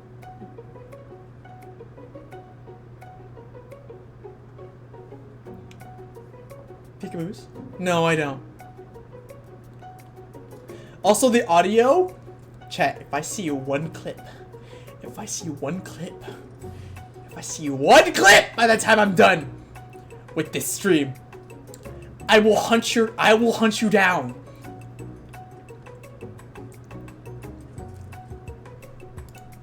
You come to and find everyone is staring at you. That pepper was the last of its kind on Earth, and now it's gone forever. You think to yourself, geez, I should pay better attention. We all make mistakes. We all make mistakes. I'll sure forgive you someday. Come on, it's time for lunch. Before anyone can relax, the cafeteria lights dim, and your rivals enter to make a dramatic announcement. Today's lunch will be prepared via timed competitive cook-off. The level of theatrics with these two is off the charts. Demand that they stop wasting everyone's time. Guys, chat, I'll let you make this decision. Which one do I go for? Shall I accept this challenge or tell them they suck?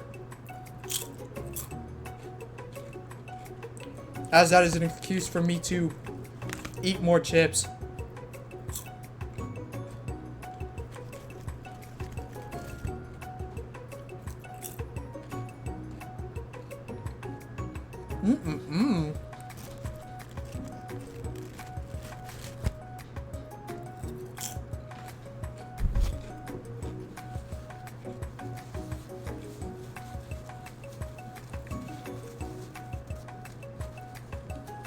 Okay, I've had my fill for now. Let's see. Last time I told them that they were wasting everyone's time, they got mad. But I kind of like, I like when you find it funny that they do get mad, so I'm just gonna be like, eh. Is everything a competition with you too? Yes. Yes! Well, not with me. I'm on a personal journey to learn, to love, to learn, to love. Sure, why not? But definitely not to constantly battle. Yeah, stop getting your genres crossed. Don't you have some portable monsters to capture or something? I need to eat if I'm going to have the energy to sustain my education and pursue my dreams of being a master chef. How are any of us supposed to get anywhere if we're constantly fending off challenges from every know-it-all person with an apron? Besides, I already brought my own lunch. This makes it hot. You should have it. It will give you the energy you need to succeed. Miriam reaches out and presents a gift to you. Why is it so tiny? Wait, but that kind of looks bussin' though. It only takes you about 5 seconds to eat Miriam's tiny food, but it's just what you needed for motivation. You know what? I learned enough for today. Let's battle! Oh, I don't get a choice. Someone watched those mini cooking videos. Oh my gosh. I remember, like, I think on TikTok, the ones I did see for, like, mini cooking videos were they made like tiny scrambled eggs and they cook like tiny, they take like a cube of chicken, like they make like tiny teriyaki chicken, they cut the cube, like a tiny cube, into tinier cube sized pieces, and then like they cook like several grains of rice in like one tiny rice cooker. What's up, Sev? What's going on? What's going on? What? What about Zenless Zone Zero? Huh? What did they post?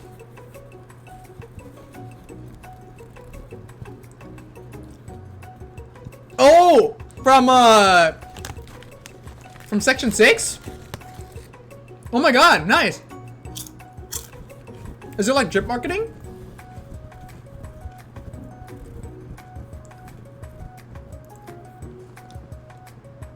Sick.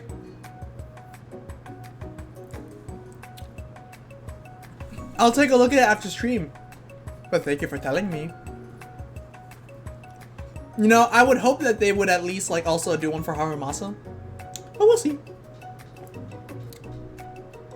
Anyway, just as things reach a boiling point, Sprinkles steps in, surely able to stop to this madness.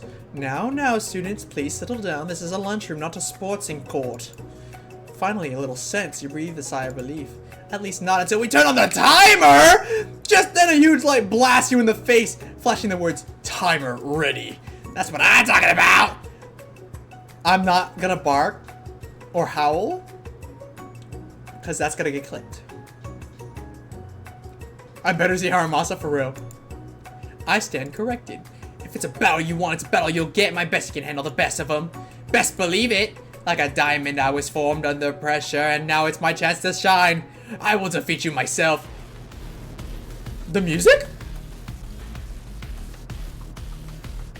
You had his chicken, and you made mashed potatoes and gravy on day one, and you're feeling like you could really impress him again here. It's time to boil some water for the potatoes. Think fast. If the timer runs down, you'll be forced to pick randomly.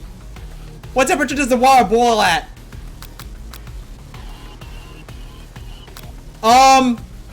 Hiya! That's right, but how would you have ever gotten to the school without knowing that?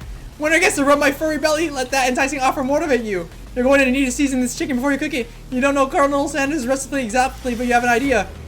11! That's right! You might not know all the ingredients yet, but at least you know you're headed in the right direction. Tail wagging intensifies. Now that you've got some basic steps going, it's time to elevate your craft. What state of mind offers the most flavor?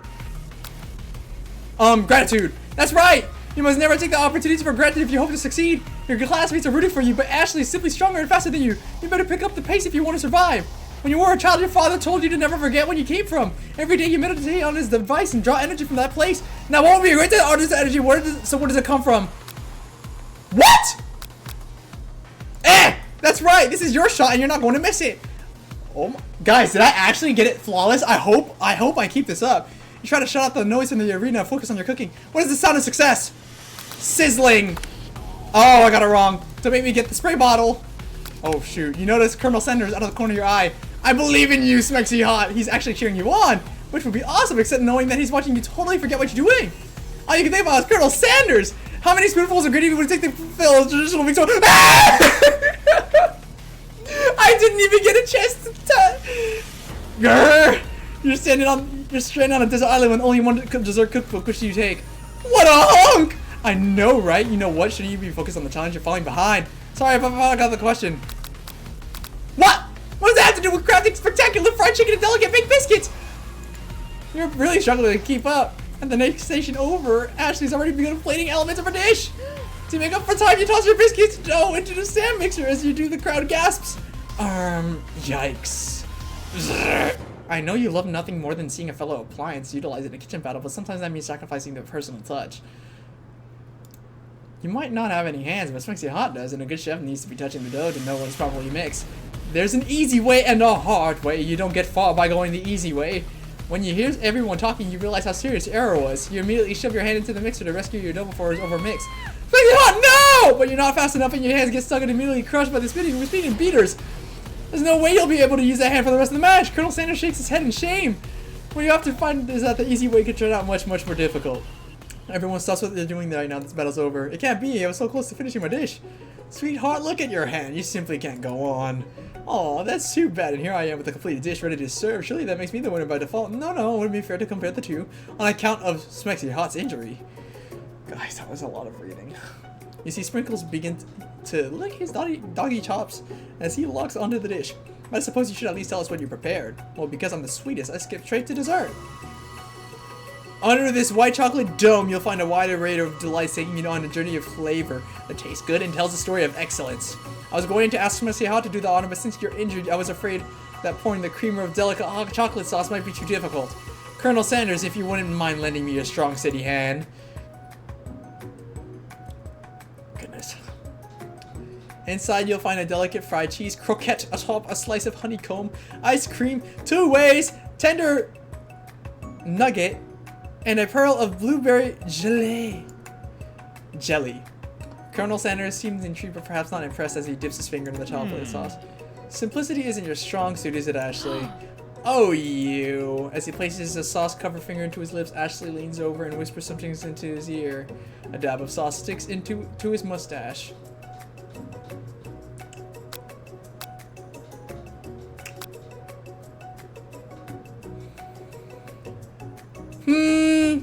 Do I want to be forward?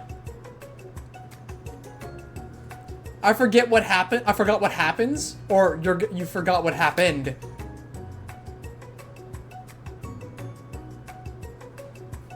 Basically, she's being like flirtatious to the man that apparently is our potential love interest. So like, we're gonna be a little bit more stern. We're gonna be forward. We're gonna put ourselves in.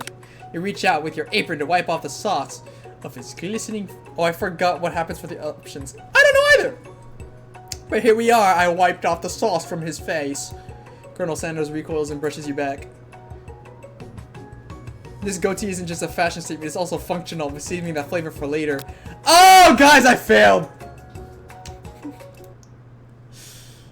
Well, I guess try. Oh well. Oh gosh.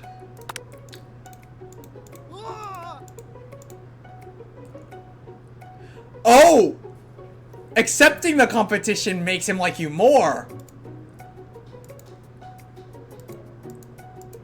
Okay, so either way it goes into this. Okay. I think I'm kind of supposed to fail. Okay, so Celsius, 11, gratitude, small town.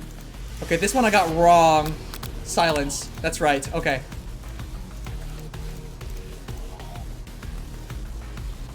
Okay, yeah.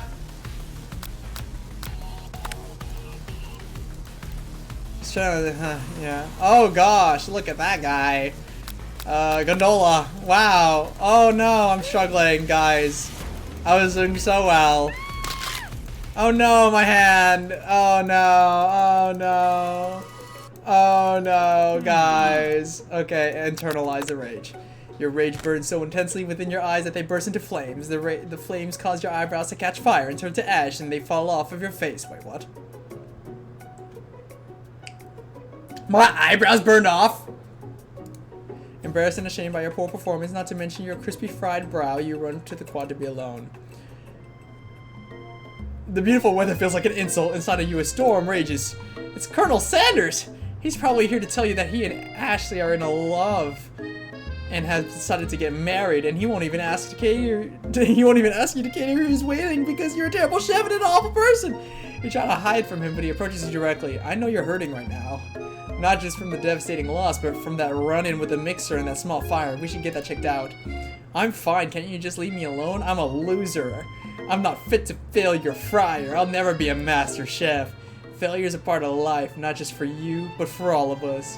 Do you think I've never failed at anything before? That's exactly what I think. Well, then think again. I wasn't always the man you see before you enrolled in culinary school. Incredibly handsome, successful, motivate. Okay, this guy's a little bit too self-aware. Kind of gives him a little bit of ego, but it's fine. Well, handsome, sure, I was born that...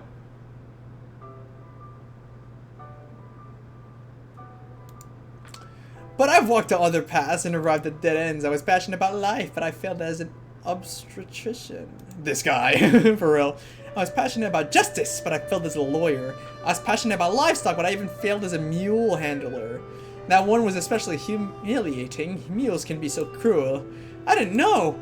People see my delicate ribbon tie and my well-kept beard and assume that I've got it all together, which is true now, but it hasn't always been. Sounds like this guy could really use a hug. I resolved then that I was going to amount to something. No amount of hours, labor, or money would deter me from giving me the best I had to give. As Colonel Sanders changed his focus, you could see something ignite inside of him. A burning passion. One has to remember that every failure can be a stepping stone to something better. My new dream is pure, it's honest, it's something that a humble man in a crisp white suit can be proud of. I'll create a new chain of chicken restaurants that will bring joy to the entire world and make up for my past misdeeds. Yeah! Pop, get out. Just as your moment grows intimate, you're interrupted by a threatening, shadowy presence. Battle scarred from the night before, you prefer the worst. Are you serious? Borko? It is I know I said I wouldn't be back, but after the whole fight to the death thing, maybe you really don't want to see me anymore, but I just wanted to say that I was wrong to attack you and I apologize. I know it's like having to always look over your shoulder. Monster problems, am I right? Aw, thanks, Borko. I'm glad there are no hard feelings. Getting jumped by a giant creature in the dark at night can really rile a person up. I also want to apologize for the way I've switched up right into attack mode. I know you're strong, and cooking school can put a person under a lot of stress. I actually used to go to this school. I wasn't always a spork monster, you see. I don't believe it! You were a human once? Well, no, I was a golden retriever. Oh. But I was still a student until one day some mean kids with a magic spellbook cast a dark enchantment on me and I was forever transformed. A magic spellbook? Precisely, I had procured a copy for myself, but somewhere along the way I had lost it. If you find such a book, I beg of you, respect it. You're a powerful chef and shouldn't rely on such dark and evil magic.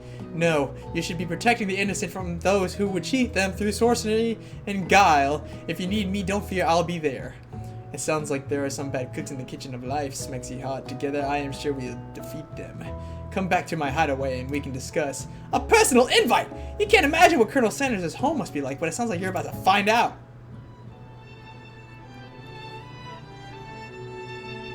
Hey, tell me why his house seems real cozy.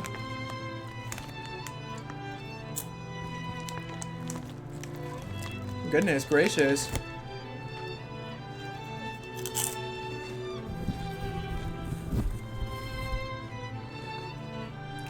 You remember this part? Oh, have you seen clips of this?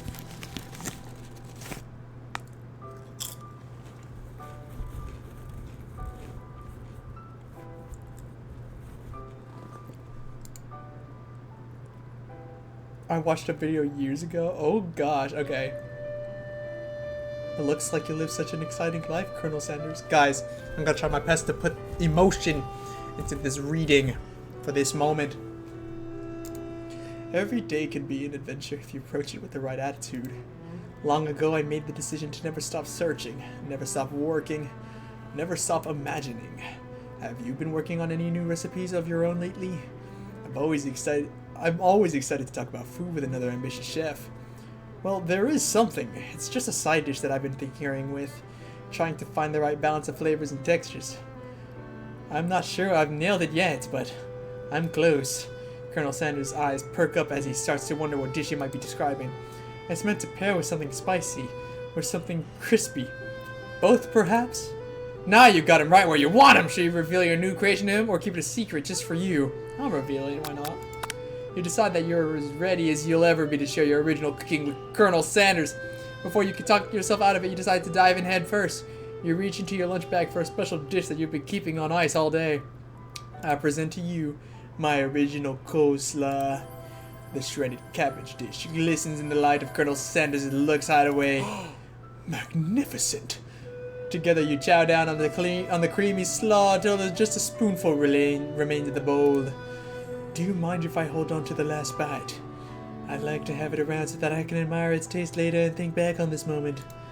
You can offer to make him more, but he seems like a very sentimental kind of guy. Sure, why not? Please, make yourself comfortable. I'll be back in just a moment. You realize that now would be the perfect time to do some snooping. Around the room are various items that you can look closer at. Each item seems to radiate memories and emotions. Tap on an item to discover more about the Colonel. Candle. A scented candle, you pick it up and try to identify the smell. Oh, you remember this part? Power tool. Freshly starched collar. Piece of wood floating in a lake? Summer of 69. No, it's one of the secret recipe ingredients. It's beep! Let's look at this vase or urn. You take a closer look at the large urn sitting on the nearby pedestal. There's a plaque on it. It's dusty, but when you wipe it off, you can read the inscription. It says, "Here lies the ashes of all my past careers in business." Oh my gosh. Poor guy. Let's look at the rooster. You notice a very realistic stuffed chicken sitting on the corner table. When you pick it up, you realize it isn't just realistic. It's real. Taxidermy. Must have been important to Colonel Sanders when it was alive. A little note clipped into the chicken's foot reads, "The true state of bird of the great state of Kentucky." Room! You open the door to Colonel Sanders' closet to find a row of his signature white suits hanging within. You take one off his hanger and try it on. The jacket is a bit big for you, but it's soft and comfortable. You give yourself a deep hug, breathing in his scent! Chat, do people actually do this? They say that home is where the heart is. Is this what they meant? Before you can look any further, you hear Colonel Sanders returning. He has a new dish that he's been working on and he wants you to taste it. He will try to act casual until he asks why you're wearing his jacket. What in the Wattpad story is this? That's what I'm wondering. Aww. I don't usually loan those out, but I must say it does look good on you. Oh crap, the jacket!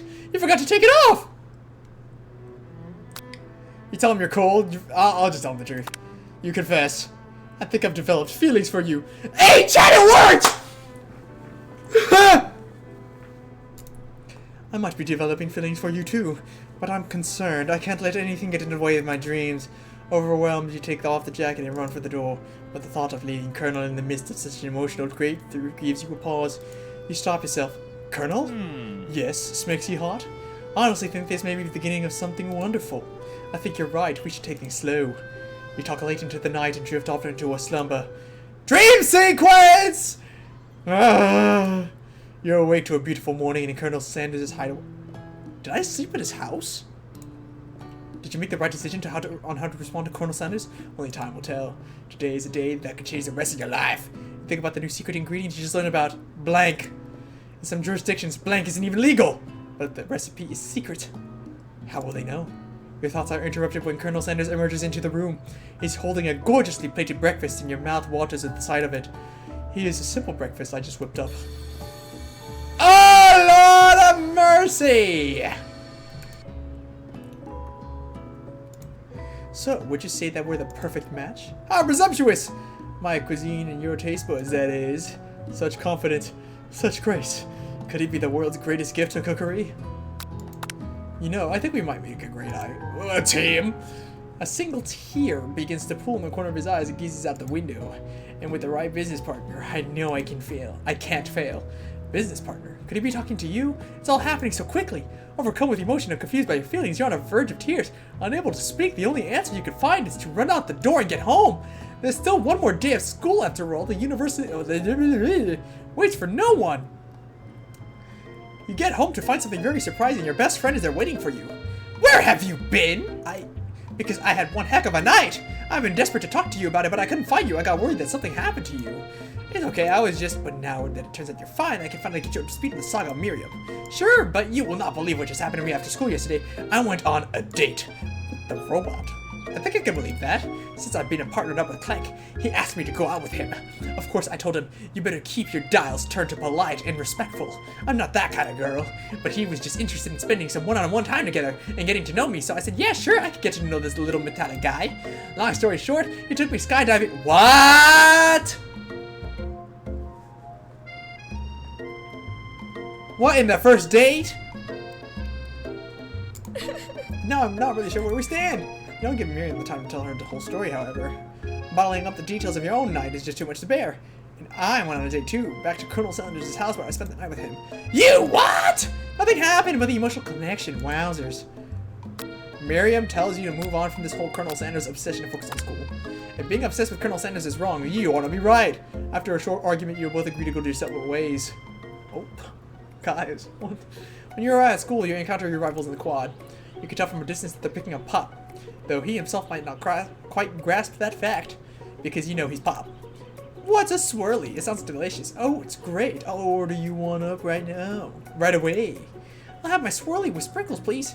And sprinkles is a dog and a treat. You can get your swirly dip, too.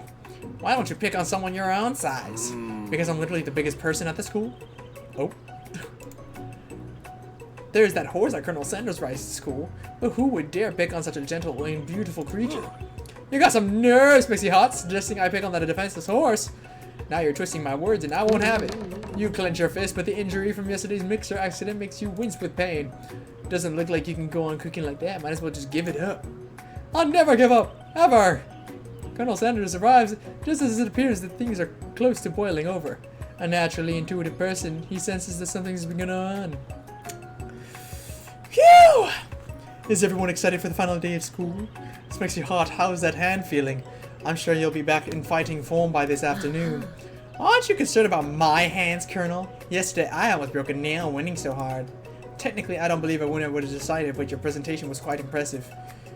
What is he doing complimenting her? But what about the flavor of my delicate, warm, gooey chocolate sauce? It was clear that you're passionate about how your food is received. That's a lot of words to say it was just bland. Excuse me, Smixy, I'm more than capable enough to speak for myself. Maybe you could tell me more of those thoughts as we walk into class, Colonel. I'm always interested in discussing the fine arts of fine foods. Steer you inside, Smixy Hot. Annoyed by Colonel Sanders' inability to see Ashley for who you know she really is, you walk inside the quad to get some distance. In an attempt to distract yourself from how slighted you feel by that interaction with Ashley, you take out the spell book you recovered yesterday and start flipping through the pages. Whoa, that's the book? It looks like bad news. It's just something I found lying around. It would appear to be some sort of grimoire, but I don't really believe in that magic stuff. A grimoire? Like a book of spells? I don't know. Who would spend so much time decorating a massive book if it weren't really that powerful? I can think of one surefire way to find out. You open a page covered with arcane warnings. Cast only in case of extreme emergency, it says around the edges of the pages. I could use the spell here that says it will erase anyone I choose from all my memories. If I scrub out Colonel Sanders, it would probably help me focus better on my upcoming final exam. That is way drastic! Couldn't you do something else? Like anything else? Not rooted in dark magic? Maybe tie a string around your finger? Okay, fine, it is drastic, but desperate times call for desperate measures. You've got a memory erasing spell sitting right in front of you, and a pretty good excuse to try it out. I'm not doing that. You take your friend's advice and put the book away. It's almost time for class. Sprinkles is already in the room! He clears his voice to make a quick announcement. I want you all to know I feel something of a dog moment coming on, but I assure you it's nothing to be afraid of. His cute little nose scrunches up and he begins to breathe quickly. I'll wait. Sprinkles stops in his tracks. He focuses in on the window. The room is deadly silent. When you follow his gaze, you see a tiny orange squirrel perched on the cherry tree outside. Sprinkles turns feral and runs to the window of the classroom. He begins barking uncontrollably at the squirrel outside. Terrence, I told you never to come back here! Terrence, I will destroy you! Terrence! Sprinkles is barking ferociously, drool flying off of his face. The squirrel looks over, but he doesn't say anything back. He wonders, is that even a talking squirrel? Who named him Terrence? You'd better not show your chubby cheeks around here ever again! What has he got against Terrence? After Sprinkles is satisfied that his presence has been felt by not only Terrence, but any other squirrel in hearing distance, he returns to his professional tone. As I take a quick sip of water.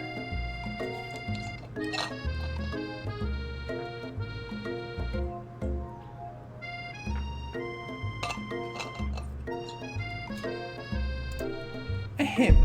I apologize for the outburst. This actually brings up an important point. Thank you, Smixy Hot, for reminding me to dole out of this indispensable bit of wisdom, you see. Before you could go any further, Miriam's love drama spills into the class. I told you to save it for after class. You think I wanted to be thrown from a plane strapped to a stranger? Miriam and Clank appear to be arguing, but you still haven't learned to speak Clank's language of mechanical noises. But no, you had to show off to your cool kid friends Jeff and Joan. J&J forever. Watch us form a triangle in midair as we descend. Triangles are the strongest shape, don't you know? Yeah, well, that doesn't make it a great date. Then take Jeff and Joan with you. You can all hold hands as you pedal down the mountain or off a cliff for all I care. Clank begins to shudder. Steam pours out of his gaps of his panels, and then a loud ding stops him in his tracks. Oh. Feels bad for my boy Clank. No amount of seasoning is going to make me want to eat that, Clank. Oh. In terms of deep friend footwear, I guess it looks okay. Clank slowly rolls out of the room to be alone with his shoe. Everyone tries to pretend like they didn't see that entire thing go down. Nothing like a loud public breakup to cast a pall over the final day of school. Well, that was unfortunate, but we mustn't be distracted from what lies ahead. A final competition showdown challenge exam. Trademark. I'm still working on the title, but I think you get it. Test time approaches. See you all in the arena. But before you can think about your upcoming competition, there's a very beautiful soul nearby in need of a pep talk. Hey, Miriam, are you okay? Okay? I'm so mad I could smash a tiny mug, spilling several droplets of hot cocoa all over the floor. How could it be embarrassed me in class like that in front of everyone? Her tiny cocoa is a delicious treasure, so you know that this breakup is no joke, even if the source of her frustration is such a silly boy. I know that you know this, but I'm gonna say it out loud. You don't need anyone. Me and you, we're gonna cruise through this final test and hit the carpool lane to Success City. Miriam brightens up, imagining the wind rushing through her short bangs, but she hesitates to embrace the feeling all the way. You're not going to saddle up on Colonel Sanders' stallion and ride off into the sunset without me. Of course not. Well, maybe sort of, but I'm sure there's a pony out there with your name on it in a ranch big enough for the both of us and whoever else we want to bring along. If it's not Pop or Clank or anyone else you meet today together or this whole year, so what? You're a special person who shouldn't settle for their first someone to show a little interest anyhow. Miriam gives you a big hug and wipes the tears from her cheeks. How sweet! I should really review my menu for today. I'm going to make a very special soup, and I bet that professional dog is going to love it up. While you were pep talking Miriam, you completely missed lunch, but that's okay because you had a better idea how to spend time before your exam. You decided to head to the arena early to practice a dish. And we're back to Food Wars. Let me take a bite of my chips.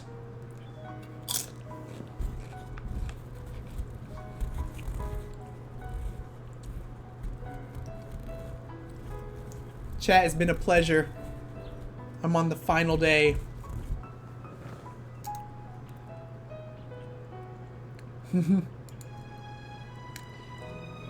Gasp. As planned, you begin to run through a quick test of a recipe you've been working on, Spicy Hot's famous chicken pot pie. Ah, beautiful. For real. Look at this music. So majestic. After practicing for months, making this dish comes second nature to you. And you're able to quickly get a fresh pot pie from the oven. But as soon as you do, your cram session is interrupted by Colonel Sanders.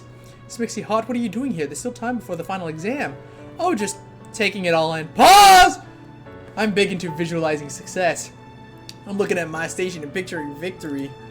The pot pie has begun to bake, and the smell is slowly filling the space around you. Visualizing, huh? That's too bad. I was hoping you were cooking something delicious. You'd usually happily share your food with anyone who is hungry, but the last time you let Colonel Sanders get in your head, it cost you a cook-off. You decide that it's time to put your cooking above your romantic desires, but that decision is hard to stick when the oven timer goes off behind you.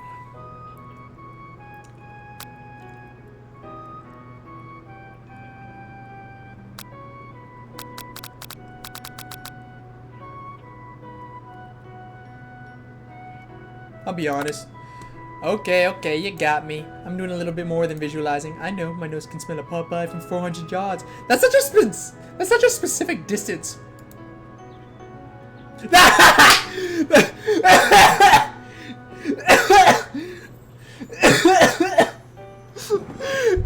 As the game agrees, that's an oddly specific distance, but you'd expect nothing less from such an oddly specific man. You knew it was pot pie from just the smell?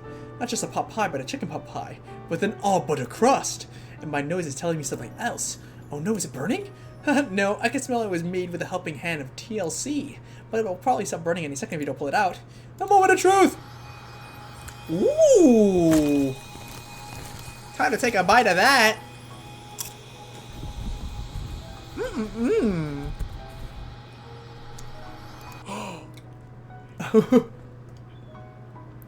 It's the best pot pie I've ever tasted. I've always loved country cooking, and I could eat this all day. There's no time left. The final showdown is about to begin. Sprinkles lays down the ground rules. There are no rules. That is except to cook with everything you've got. No, I want KFC. What the flip? Nothing's stopping you. Just go when you're free. If you actually get KFC, send a pic in the server. That would actually be so funny.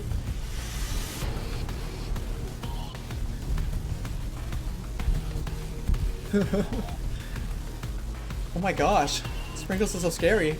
You step up for the cook-off of a lifetime. You decided the mac and cheese plus the pot pie you've been practicing are just the dishes that'll push you over the edge to victory. Meanwhile, both Van Van and Ashley are prepping wildly elaborate dishes for their usual over-the-top selves. Why is she doing such tiny dishes? I'll get some tomorrow, maybe.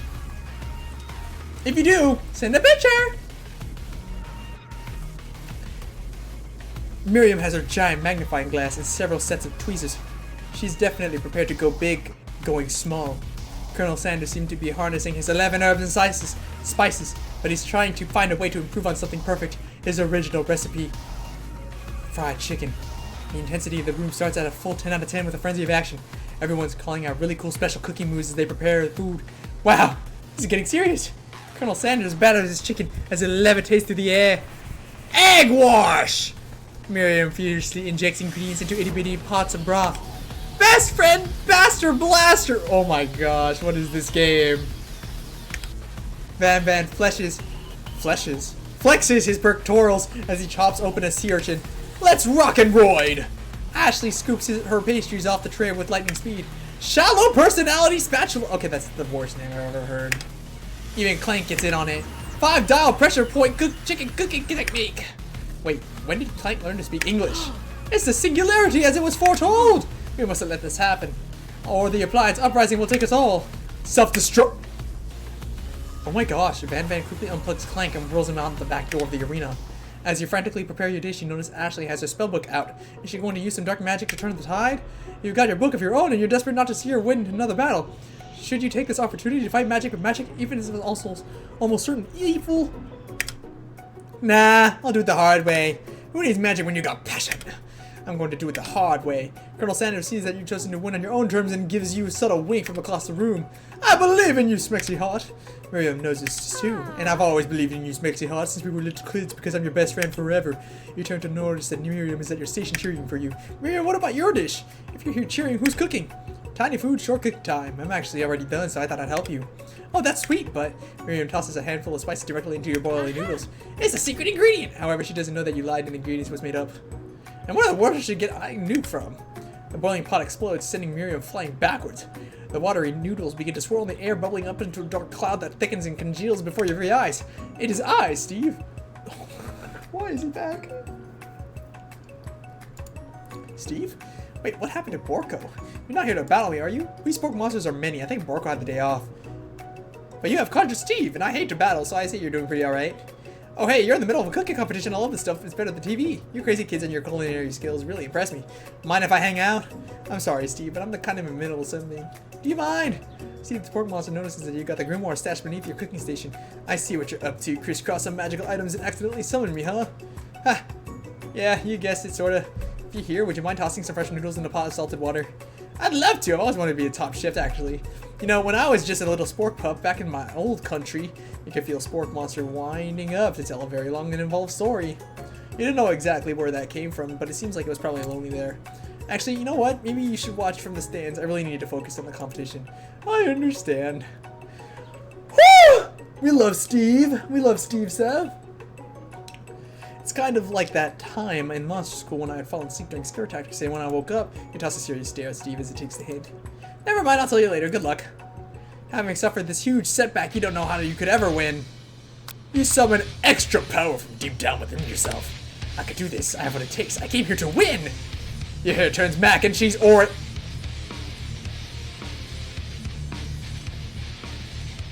What in the culinary Super Saiyan? My heart is pure. My hands are steady. My taste buds have been preparing their entire lives for... Yes, Spexy Heart, you are the chosen one. You will avenge me. The power you've been summoning immediately fades back out. You interrupted my aspiring monologue. Sorry. My heart is pure. My hands are steady. My taste buds have been preparing their entire lives for this moment. I will show the world my cookery. Okay, Pyro Archon. Yep. Come here, my voika, bro. You begin to levitate off the ground. Energy courses through your body. You know that with this power you could do anything except turn back time, which would be super useful. But while you were powering up your chicken pot pie, overcooked in the oven can be served. Well, don't worry, dear Smexy Heart. You may have suffered some setbacks. All is not lost. Impressed with your fortitude, Colonel Sanders decided that you have earned his support. I've been watching you today, and I must say I'm truly impressed. You've been thinking on your feet and rolling with the punches. He steps up to your station and stands right beside you. I'm here to help. All you managed to make is mac and cheese, and the time's almost up, so you're going to need it. But Colonel Sanders, what about the test? What will happen to you? What about the rules? Following the rules have never been my thing. I follow my heart. What a guy. Colonel Sanders unfolds a delicate white towel to reveal the most delicious fried chicken tenders you've ever laid your eyes on. And besides, sometimes unexpected combinations can have surprising effects that have surpassed their individual efforts. Are you suggesting if we combine forces we can form the perfect food unison? Time's up, students! But the time expired. It's the moment everyone has been waiting for. You must now prepare to present your dishes. A handful of students stand tall, but the class seems incomplete. It seems we're missing some students. Pop? Clank? From off-screen, you hear a pure, innocent giggle that can only come from one student. Hey, I'm flying! That sounds like it's coming from the broom closet over there? Miriam, would you mind? Inside the closet, you see Pop, hanging on a broom hook by the elastic of his underpants. Oh. He was definitely placed there by Van or something. Pop, get down from there right now. Let me guess, did Van have something to do with this? When someone asks for a wedgie, who am I to refuse? I thought a wedgie was a salad. It looks like Pop is eliminated from the challenge to see how he didn't cook anything. I can't feel my legs, may I be excused? Sure. You kids and your pranks, I must say it's not the worst prank in UCSAL history, but it's not exactly yearbook material. Wait a second. Pranks. Pranks. Clank! What did the pressure cooker roll off to? You wait to hear a signature word beep or other onomatopoeia, but there's none. Somehow he must have gotten unplugged, I guess. Is that a typo? Or am I kind of crazy? We'll have to figure that out later. At least only 4 remaining students. Please collect your final projects. Yes, it has been a long semester.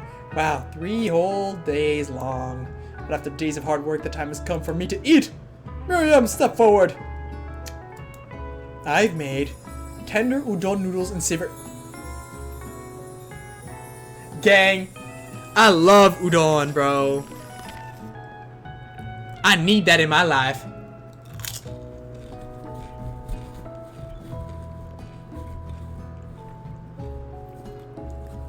That looks fire. We should get udon together, Sir Balls. Why not? Why not? My word, it's so delicate. Is that teeny tiny Naratomaki I spy afloat in the itsy bitsy bowl? Yes, chef. Please call me Sprinkles. Chef is my father's name. Yes, Sprinkles. And some green tea made from baby tea leaves that I picked myself. Sprinkles carefully sniffs around the dish before opening his mouth and letting just the tip of his big dog tongue dip into the bowl. Sublime! Would anyone else like a taste?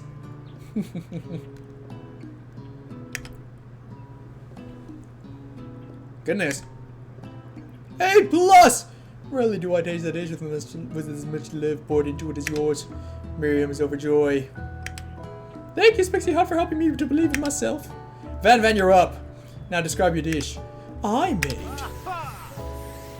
Oh wait, that doesn't even look bad. Uni over smooth egg custard in an axe-honed urchin shell. Okay, he got caviar, rich kid. Did you skewer one type of urchin with spines from a second different colored type of urchin? Yes, Sprinkles. A bit much, don't you think? That's exactly why I did it. A bit much is kind of my brand. Doesn't it look cool? He can't smell it. Please be gentle with my cuisine. Bro. Okay. Ow! Dang. Oh! I love Sprinkles. Sprinkles is such a guy. I can't eat this. It keeps poking my tongue. Disqualified.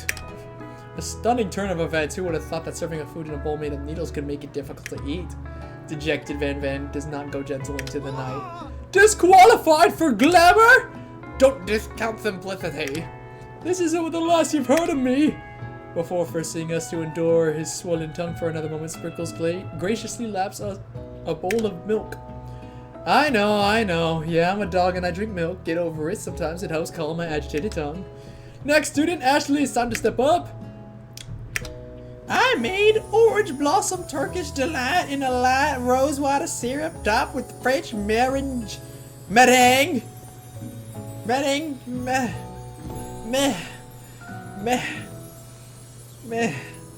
How do you say that? Let me pull it up on Google. How do you read that? Stop yapping, Ashley. Definition. Meringue.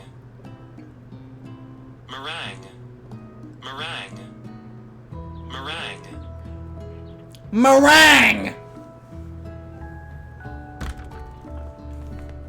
Okay. Topped with French meringue and connected by a sugar glass. That actually doesn't sound too bad.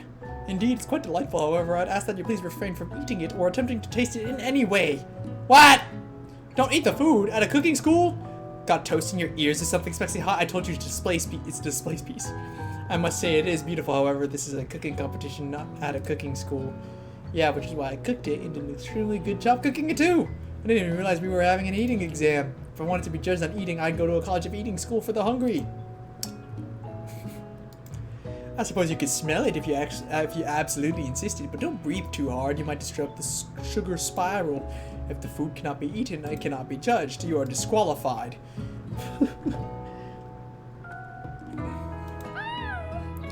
You wouldn't know high-end cuisine if it cooked you! And if with that, Ashley storms off to rededicate herself to being the best, but this time without being shackled by trying to be fake nice and liked by everyone. Ah, loser! Oh my gosh, Lens. Have you noticed her cleaver is connected to a chain? Oh, okay, it's connected to a heart. I thought it was connected to like some other knife or something. This isn't the last you've heard of me either. If this class gets much smaller, I'll be teaching myself. You and Colonel Sanders, the final cook, step up together. 2 chefs? What began as a bowl of delicious mac and cheese has become something else. He examines it closely, sniffing and eyeing the bowl. Uh-oh, I don't have a good feeling about this. From somewhere in the room, a literal drum roll plays. Just when I thought I'd seen everything in this kitchen, you give me this thing and completely blow me away. In my 49 dog years of life, I've never tasted anything so delicious and perfectly balanced. It's so delicious, in fact, that everyone passes the clap. So, unfortunately for you, she is no longer a loser anymore, despite the fact that she was disqualified initially.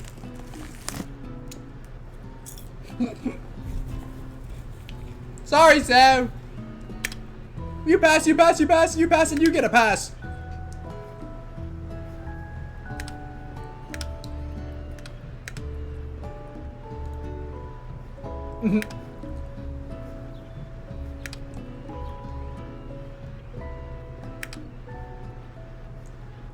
What? There's a dance? Now that the school year is complete and everyone has graduated, the students return for one last assignment to get their groove on. Guys, I can't dance. Don't put me in here. The cafeteria has been completely redecorated in order to serve as the site of the school's graduation dance. Compared to the massive high-tech cooking arena, the humble decor seems downright cute and cozy. Sir, you can dance. Since when? Looks around. DJ Dog is in the house! I'm not reading that last part. You knew that Sprinkles was the master chef, but also a world-renowned turntablist? Who says you can't teach an old dog new tricks? Van, and... Okay, Van!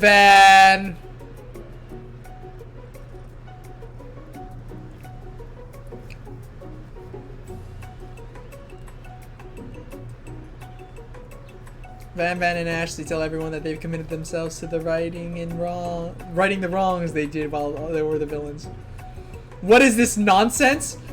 Hi, Naba! It's quite something. I'm pretty sure this is like the ending of this route, but it's a suggestion from, it's from one of the suggestions from people. It's called I Love You, Colonel Sanders, a finger-licking good dating simulator. And I had nothing else to stream, so here we are. For a moment, you actually believe them. Not another haunting. No ghost allowed at graduation is clearly written within the school's bylaws. Sprinkles doesn't even like the dead student. I was never actually a ghost. It was all a trick to get you to finally notice me. Oh. Amusing. And now that everyone is together, it's the Spork Monster! He's totally mellowed out! Everyone, the Spork Monster is no more from here on out. I prefer that everyone refer to me by my new name. Party Monster. But yeah, Naba, how are you, dude? Student tries to finish what he had to say, but everyone is too wrapped up talking to Spork. Sorry, Party Monster. Dejected, student walks off. Yeah, no one likes student for no reason. Maybe things didn't work out for Miriam romantically, but she found the love in her cooking, and you know she's gonna do great. A red carpet rolls out across the floor of the ballroom. It's like a Hollywood movie premiere. Who could command such an entrance? Doing well, man. Just trying to figure out what's this mashed potato spork, man. I couldn't really tell you either, but due to a series of events, there's also magic. There's this like magic grimoire that just so happened to be existing in this dating sim, and turns out that was the oh, of course, exactly. I'm glad you understand, and that's the reason why there's like, you know, this monster, this coagulant structure made from food. Yeah, this makes perfect sense. I understand, especially because the fact that all of the elements of cooking in a cooking school, you know, where there's food, coalesces into this being, this adolescence, you know. I think it makes perfect sense. It's Pop. He's arrived late to the dance, but apparently for good reason. Walking the carpet, you see perched atop his dirty chef's hat. A crown? Welcome back, Pop. I know you weren't able to complete the final exam and accept the diploma. Oh my god, Naba! Thank you for the subscription! Lord have mercy! Thank you, dude! I need an adult other than you two? Oh! What's up, Violent Kitten? That prime had to go somewhere. Ah, dude, much appreciated. It's nice to see you guys. Oh my gosh. Kitten, how are you? And what do you need an adult for? What's going on? We had it mailed directly to your father. We figured it was the least we could do for the school's dean. Oh, now I get it. And we get a new wing on the school. Not to mention the honor of educating the son of the chancellor of such. Chat, I don't know how to read that. Time to Google it. Is that like a made-up word? I'm good. Oh, I'm scared of the finger-licking good dating sim. Okay, Kitten, hear me out. Unironically, it's been so funny playing this game, and this is like the first round, and it's already been 2.5 hours. Such and such is just a word that words. I see. Hold on. Oh! Guys, I thought it was some foreign word, dude. My brain isn't braining right now. Thank you, Naba. How much gravy is there? So, to tell you with zero context and leaving it up to your imagination, there was a good amount of gravy poured on me during the second day of school. And there was also a lot of gravy on some mashed potatoes. So there was a pretty solid amount of gravy. If that answers your question. Anywho. How much of it was still edible?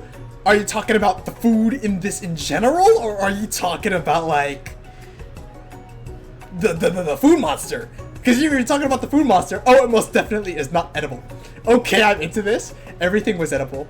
I mean, if you think about it, everything technically is edible.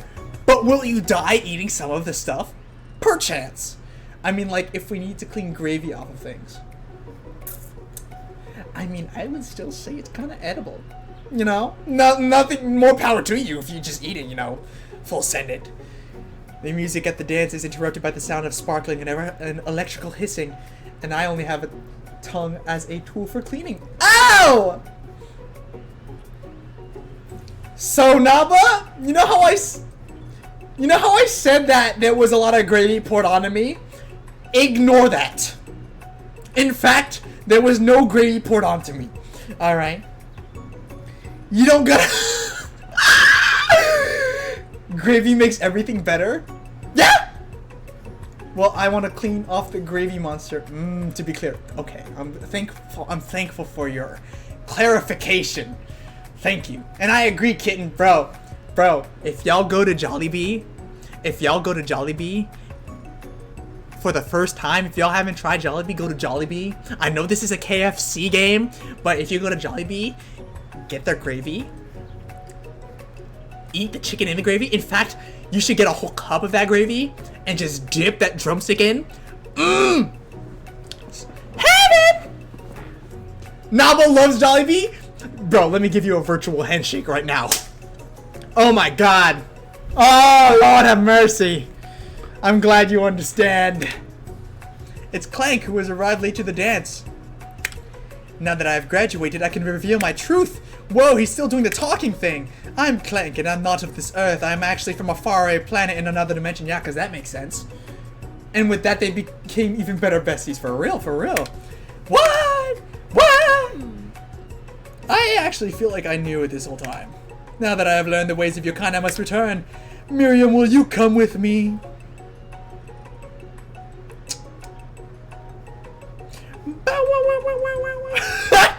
I don't know what to say.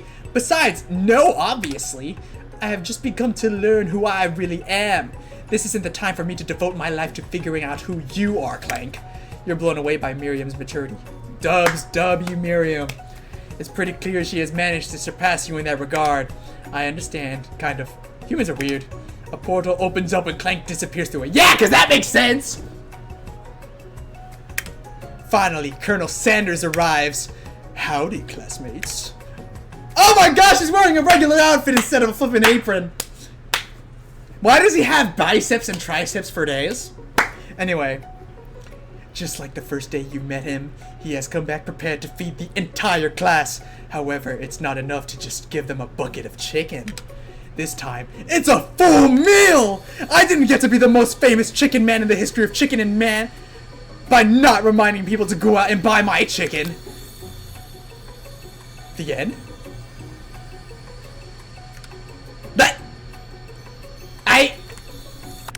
No, it's not the end! As everyone feasts on the delicious chicken dinner, Colonel Sanders finds you sitting at the edge of the dance floor. I've never wanted KFC so bad. Guys, if y'all guys, here's the goal. This week, go to KFC, order something, post it in Discord. If y'all do that, I swear I'm gonna actually drop by KFC and buy a bucket of chicken. Swear. And we might just have to all get KFC, guys. In fact, I don't know if you guys knew that it was actually unofficially sponsored by KFC. I'm kidding. I wish! Dude, imagine getting sponsored by a food company. That would be heaven. You couldn't pay me enough to eat KFC in America. Hey, man. For me, food is food. Anyway, must be nice. Oh, it'd be like that. I'm picky as flip. Yeah, it's okay though. It's okay to be picky. Smexy Hot, what are you doing sitting all alone? Oh, you know, just waiting for the right person to ask me to dance. I wonder, might you tell me, what are the qualities that you would expect to find in such a lucky person? Off the top of my head? Oh, I don't know. A spicy musk, a tidy goatee, and a degree from the University of Cooking School Academy for Learning, just to name a few. They only abbreviate the school name like 3 times in the entire 2.5 hours I've been playing. It truly is my lucky day. Would you dance with me? Chat, I can't dance. Wink, wink. Yes, I would love to. As you glide across the dance floor, hand in hand with Colonel Sanders, the future stretches out in front of you. And once my 100th franchise is up and running, I'll be ready to take a day off, and I'll be so glad to spend it together with you, Smexy Hop. How sweet! We'll work together and play together. Boba X Colonel. No! You already said you were going to draw me in a Colonel Sanders outfit? That's fine. But do not make a fanfic. That is completely unnecessary. Colonel Sanders stops dead in his tracks. Work together? Well, I think this is something I'll just need to do by myself. But who will help you run your restaurants? I don't believe I need help. Besides, based on your time at school here, do you really think running restaurants is the best path forward? Don't let Pikamu see this. Sev. You forget that my VODs are available for 2 weeks.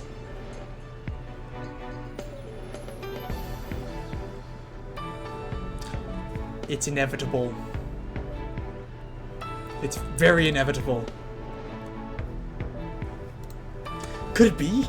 You found a love connection but failed to earn Colonel Sanders' respect as a chef. Can you live with only half of him? Will you be able to endure sharing him with his other love, the life of an entrepreneur? I suppose I can enroll at a pastry school. Oh, my dear Smexy, I'm sure that you'll find your place eventually. And along the way, you'll have me by your side. The end!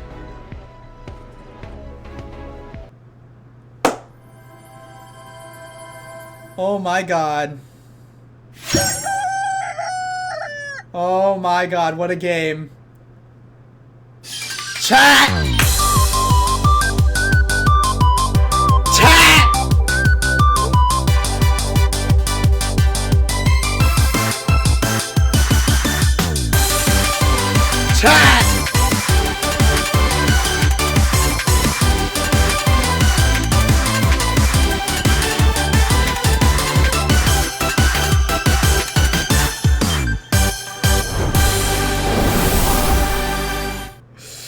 What a game! What a game!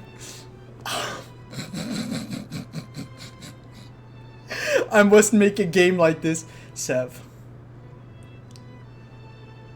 What would that game even be about? And if so, will I be able to play it? If there are any game devs out there that would like to make a game, please send them my way. I would love to play them. I've been playing so many games, man.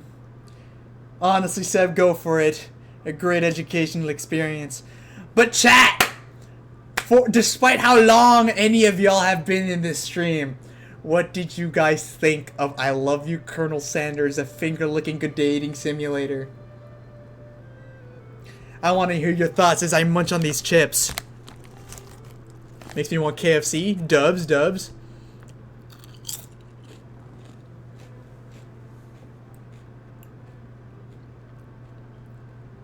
Lord have mercy.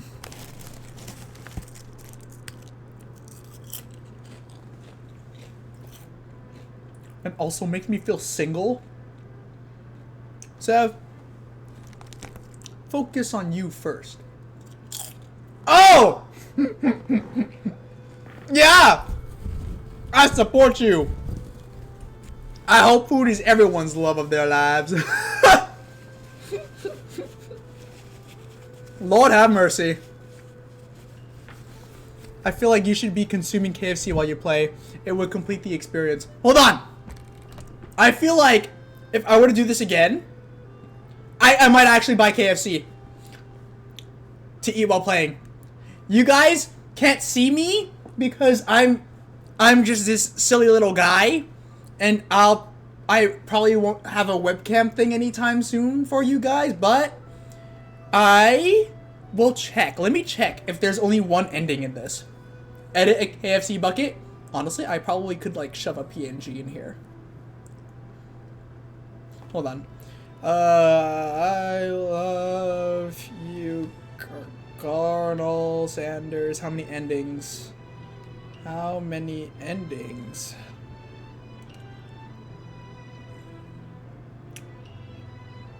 Okay.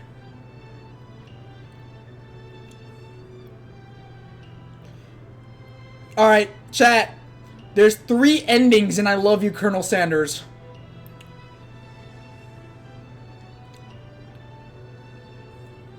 So, this was one ending out of the 3. I think probably one of them would probably be like all the negative options.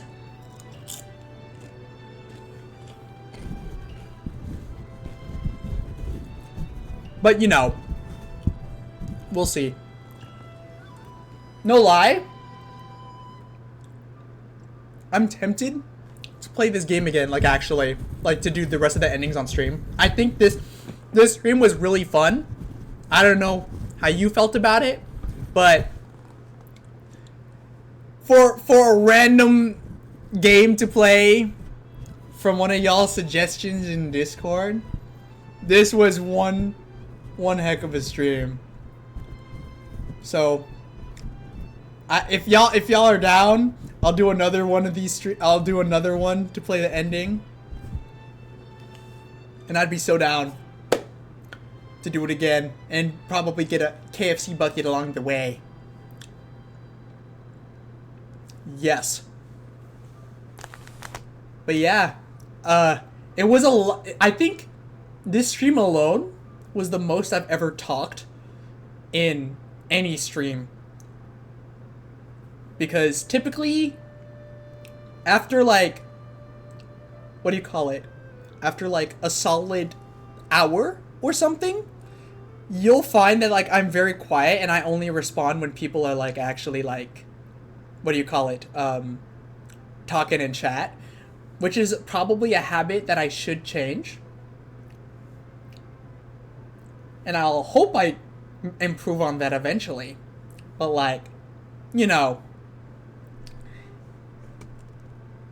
this one was very funny. And I think y'all made this stream very, very fun too. So I would just like to thank you guys as well.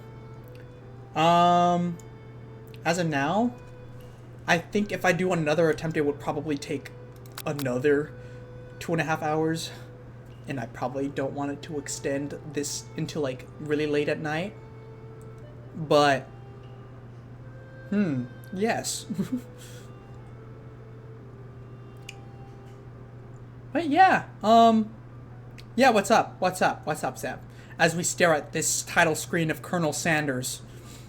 But yes, don't forget, y'all, if y'all don't know, if you got suggestions for games, do put it in suggestions. And I'll look at them. Oh my gosh, Seb. New kitchen gun. Sparkles like new. Yeah, all clean again. Sparkles like new. I love you, kitchen gun. Just 3 shots from kitchen gun. Safe provider. Yeah, all clean again. Sparkles like new. Thank you for the kitchen gun, Sev. Happens every stream. Valid. Never change, never change. But yeah, if you have suggestions for games, dude, do let me know. Put them in the Discord. Put them in the Discord. And if you aren't in the Discord, link in the bio. We'd be happy to have you guys over. As for I am always here. Nah, Sev is always there for every stream, for real. 45 point... I'm still a little bit bamboozled by the fact that you have that much. But hey, props to you. I have yet to make expensive offers on channel points, but I will update them soon. I'll probably update them when I get to 100 followers. Chat! We're 4 away from 100! Hold on, since we're just here, I'm kind of just chatting. So let me just go here. I know, we're very close. So close. I'm super grateful to each and every single one of you guys, genuinely.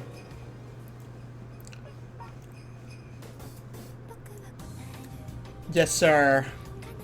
Alright, let me exit out of the game real quick. That way I can chill here. Okay. Great.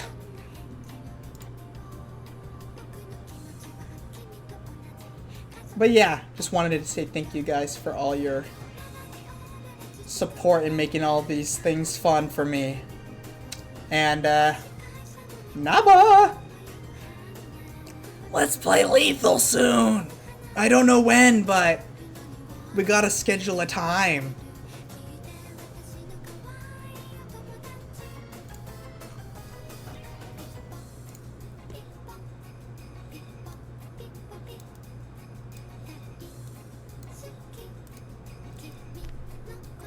But man. Yes, please, Kitten Naba, we gotta play. We have to play. And then, like, if you, for all the boballers out there who also have Lethal Company, we all gotta play together. The more the merrier. I need that space trash. Indeed. Bro. Lethal. Special place in my heart. We can make that work. Yes, sir. Just tell me a time, date and time, and then we'll make it happen. I'll be excited. I'll be looking forward to that. But since we're chatting, there's this one game. Hashtag more company. Oh my god, yes. Bro. I think the most I've had on stream was like 6 players, including myself. And that was like really funny. It was with like some of my IRL friends. And it was very chaotic. I love that energy. I want to keep that again. I want to feel that again. So, if possible, that would be amazing. But there's also this like one horror game that I found on Game Jolt and that people are playing. I forgot what it's called. Oh, it's called Five Nights at Freddy's Shadows Awaken. I think it's like a free roam-ish fan game for FNAF. And it looks really creepy. And I'm tempted to play it. I don't know if you guys would be interested to like watch that. But if you guys are down to watch that, I'll definitely put that in my schedule and then I'll shoot that out there. Because it looks really cool. I only saw maybe one clip of like one monster. But the game itself looks really cool. designs wise, it looked really nice. So I'm like very interested in it. But if you guys are also interested and would like to see that, it's free. It's a free game. So like I would just let me know. And yes. Also, hold on. Let me look at the suggestions as well. Y'all had a lot of suggestions besides the KFC one. Why does it smell like KFC in your house? Is someone up and cooking or something? Or are you just in that KFC mind after this amazing Colonel Sanders stream? I think it might be the latter. Okay. 72-hour stream is probably a no-go unless I'm like hit something really crazy. I love free in most multiplayer games. No, for real. It's so nice. Yeah. I agree. They're so fun. As of now, I have played a good amount of Lethal Company, but you know what game I really want to play with more people?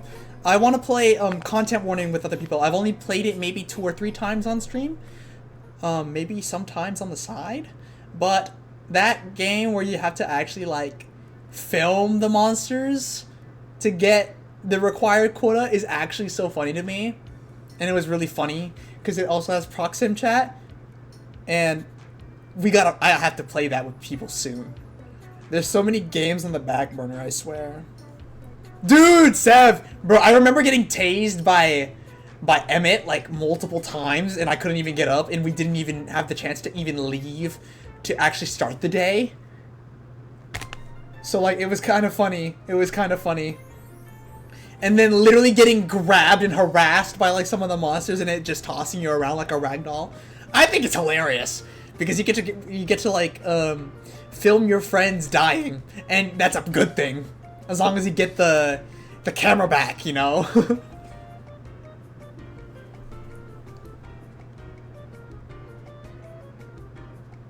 Okay, let me see. So Seven suggested a Google snake. If y'all remember what the snake game is. And then we got some cool Twitch integrated Steam games that are like maybe $5-10 each. They look very silly. Sev, you suggested Love in Deep Space, the one with the spicy scenes. It's like that one game where like it's fighting. It's like you would think it's some sort of similar to like Genshin Punishing Grey Raven or like some other stuff, but the main part of it is like hot men. I'm sure you'll love the spicy scenes. I might have to put a little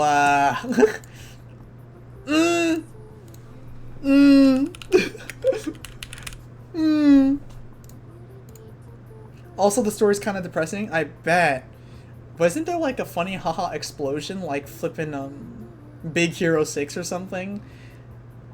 To put it like bluntly with like zero content. Yeah.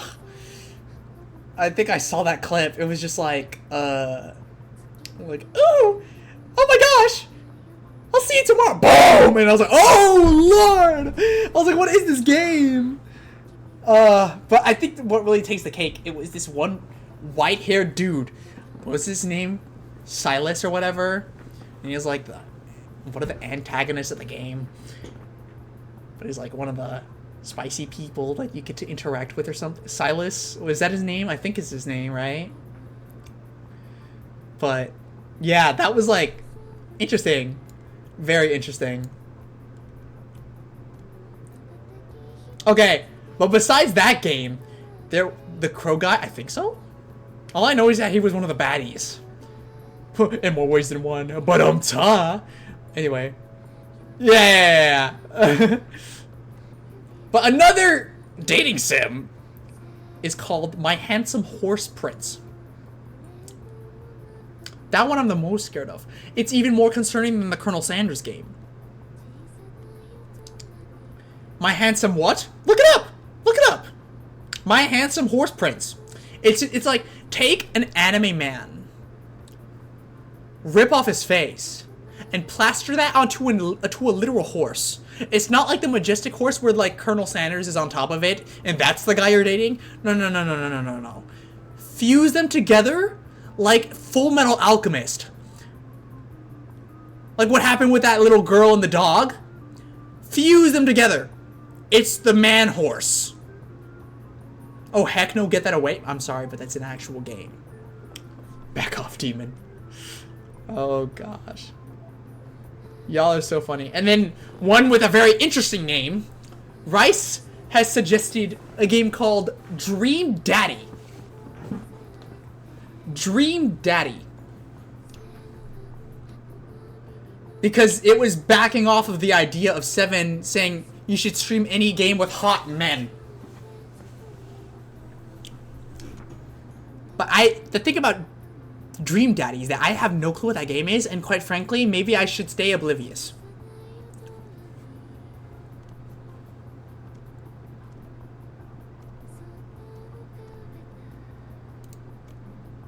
But those are the funny suggestions that I found hilarious. Okay. But since we're kind of just chilling, and I'm kind of running out of things to talk about, unless y'all want to talk about some stuff, I'll tell y'all some announcements for now. And if there's nothing else to talk about, hopefully y'all been having a good one, but I'll just like call off the stream, you know. Okay, so announcements. I'm probably gonna, I think I said this, like I mentioned this once last time, but officially I'm probably gonna change my stream date to Saturday again. Saturdays at 7:30. Since I don't have the extracurriculars that I was expecting to be on Saturday anymore, it's gonna be back on Saturdays. I think it'll be more convenient for everyone too, especially because a lot of people have school or like work. So like, yes.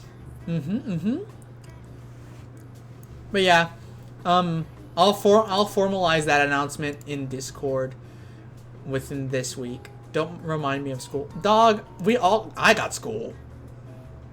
You'll be fine. Just take it one day at a time, finish all your work. And you should be good. What I found useful is that like as long as you do your work the moment you get it, then you're set. You don't even have to worry about school, and you could just focus on your social life or something, you know? You have a game? Yes. Everyone, wish Sev good luck. Your fellow baller is gonna have a tennis game. Woo! I don't have the soundboard on me right now, but like imagine air horns blasting in the distance. Yes. Wish Sev good luck. Hopefully you've been training hard. I have faith in you. Just put it all out on the court. And as long as you do your best, you'll be great. But I have high hopes for you. So, good luck. I have trust in your training, so I have faith. Why did you play that? There was no need for that sound. You did not need to play that. Now why didn't I play this during the game? Come on. Yeah, you had a lot of opportunities to play that. But you missed it. You missed all your opportunities. Now let me double check. Here's what I'll do. We're gonna go to the clips, and I'm going to check if some of y'all went behind my back and clipped me. If y'all clipped me behind my back. Perfect! Y'all did not clip me once this stream. Perfect. I was just making sure. And I'm very grateful that you guys respect my wishes. And that y'all didn't do it. Will you upload the VOD? I mean, it's usually up for 14 days. Why? And then I do upload it on my YouTube stream storage. If that's what you're asking, typically. So, I think you'll be fine. But that doesn't mean you should clip them post. Don't do that. Don't you dare. Don't you dare do that. Don't you dare do that. Please don't do that.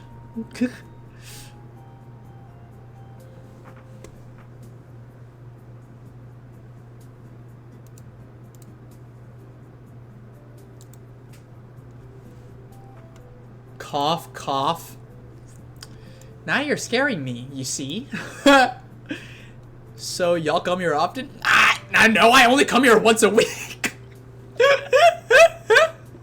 Oh my god. I only come here once a week, dog. Dude, if it was summer, if it was like summer, like winter break, I would probably be streaming like maybe 2-3 times a week. But now that I've been busy with like college work, it's kind of funny. But yeah, I'd be there all the time. Speaking of, how's life been for you guys lately? Let's catch up.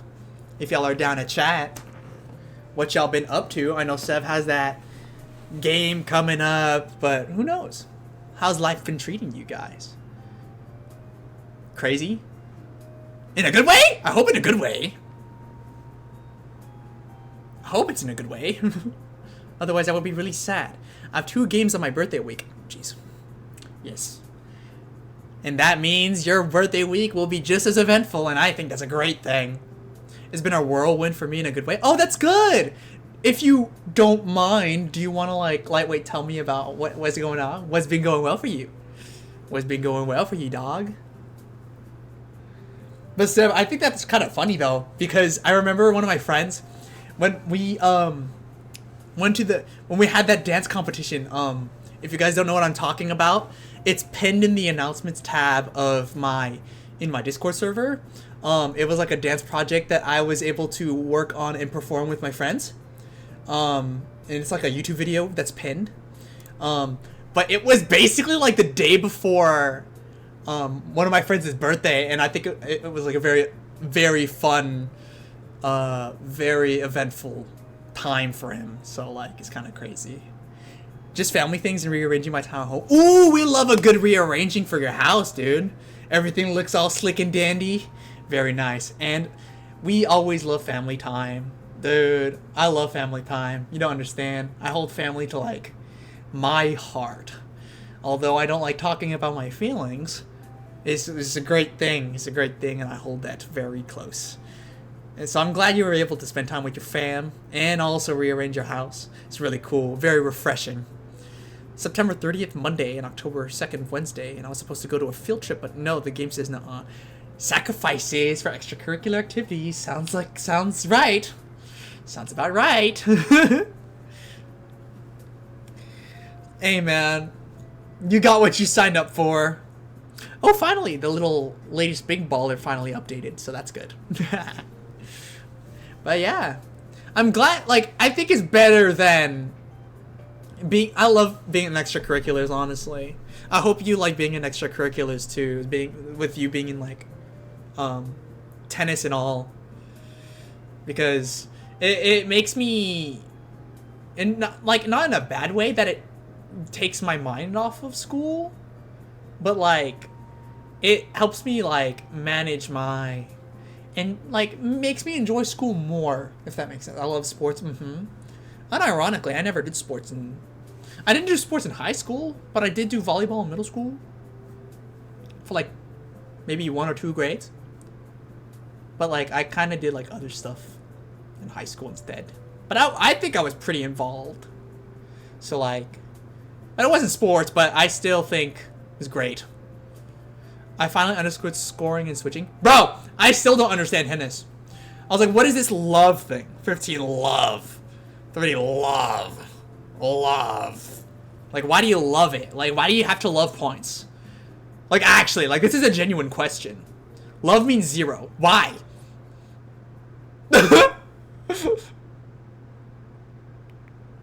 I don't know. Okay. That's fair. That's honestly fair.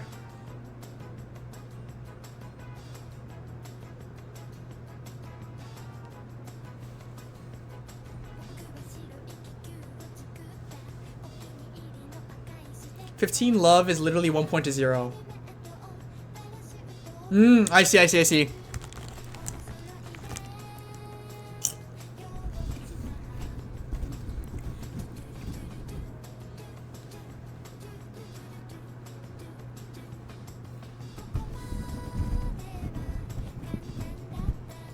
But what's this, like, another question I have is like, what do you call it? Why do the points go up in increments of like 15-ish? Like you get 1 point. Like yeah, I get that. Why isn't it just like 1-0?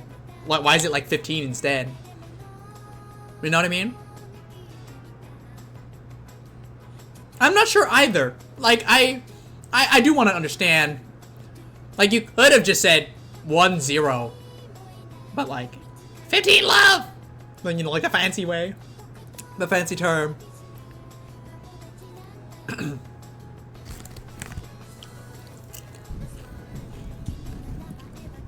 1-0 is the point in a set.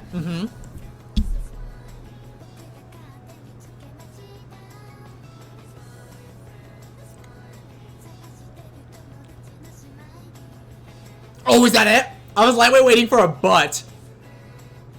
Either that or you're still typing.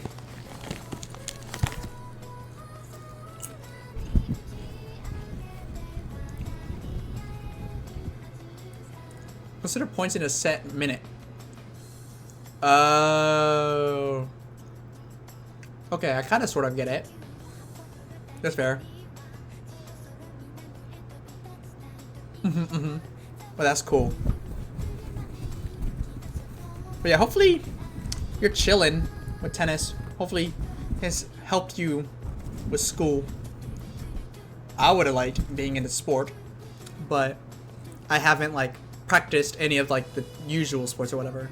Once you pass 40, you get a point or a minute. Oh, okay. That makes more sense. Not I thought it was just like, what do you call it? Whack random reasoning or like just super random numbers. Each odd you switch sides. Okay. I see. That's cool though. The more you know.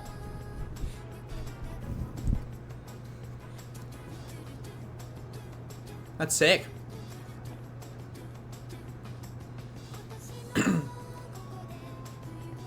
So if it's like 1-0 you switch, 1-1 you stay because it adds up to 2. Ah, okay, gotcha. That's cool.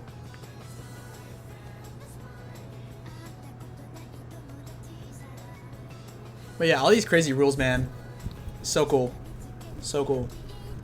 You keep going till someone gets 6. Okay, so the games are...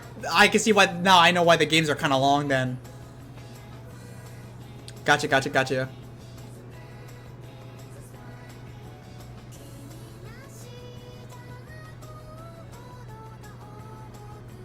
Yeah, sick.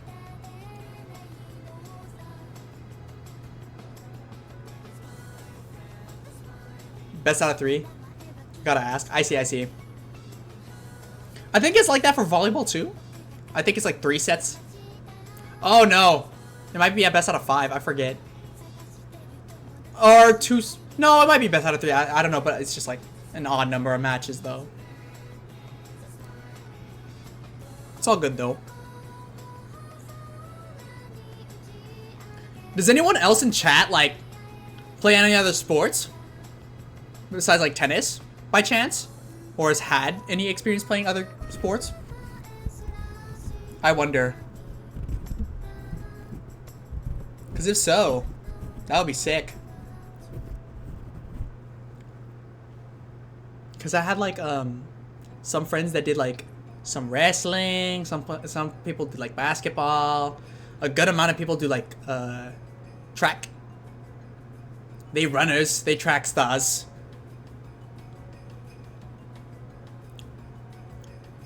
But yeah, I think sports are like really cool. I can come to appreciate them. I have the urge to explain tennis rules and stuff to someone now. Haha. I think that'll be a lot in here.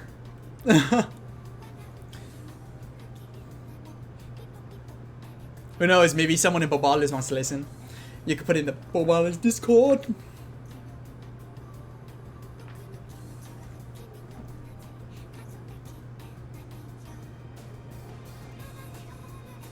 Would you like to? I mean, I could. Like, after stream, I'm probably gonna grab dinner. But I can probably look at the rules there. And, like, chat with you after.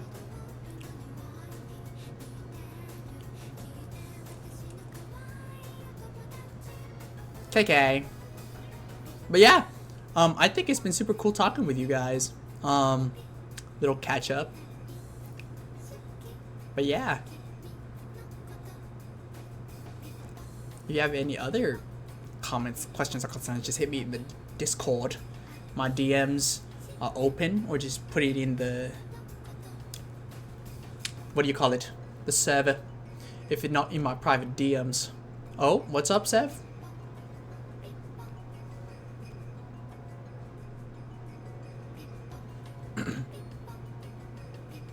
Sometimes tennis matches just must require gaslighting. What do you mean? What do you mean gaslighting? Like, is it like a tactic against your opponent, or are you trying to gaslight the referee into thinking that you're the one who got the point? I'll tell you later. Okay. Okay, say less. Because I kind of imagine like an equivalent of that to being like, sir, he kicks my foot in like soccer or like football or something like that. Oh, he kicks my foot. I'm injured. Give him a penalty. You know, or like, he shoved me. Oh no. Guys, we should get the ball because I got shoved. Or stuff like that. Which I find kind of funny.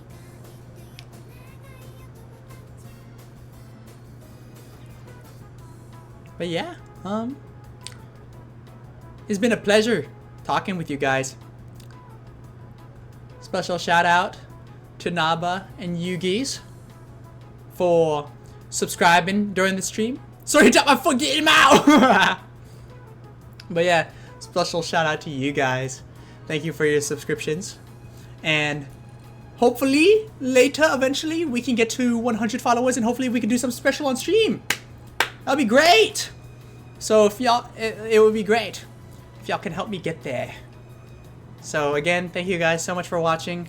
I'll shoot my announcement sometime this week that my stream schedule is going to switch to Saturday at 7:30 p.m. PDT. And other than that, I think I'm about to sign off. So bye bye.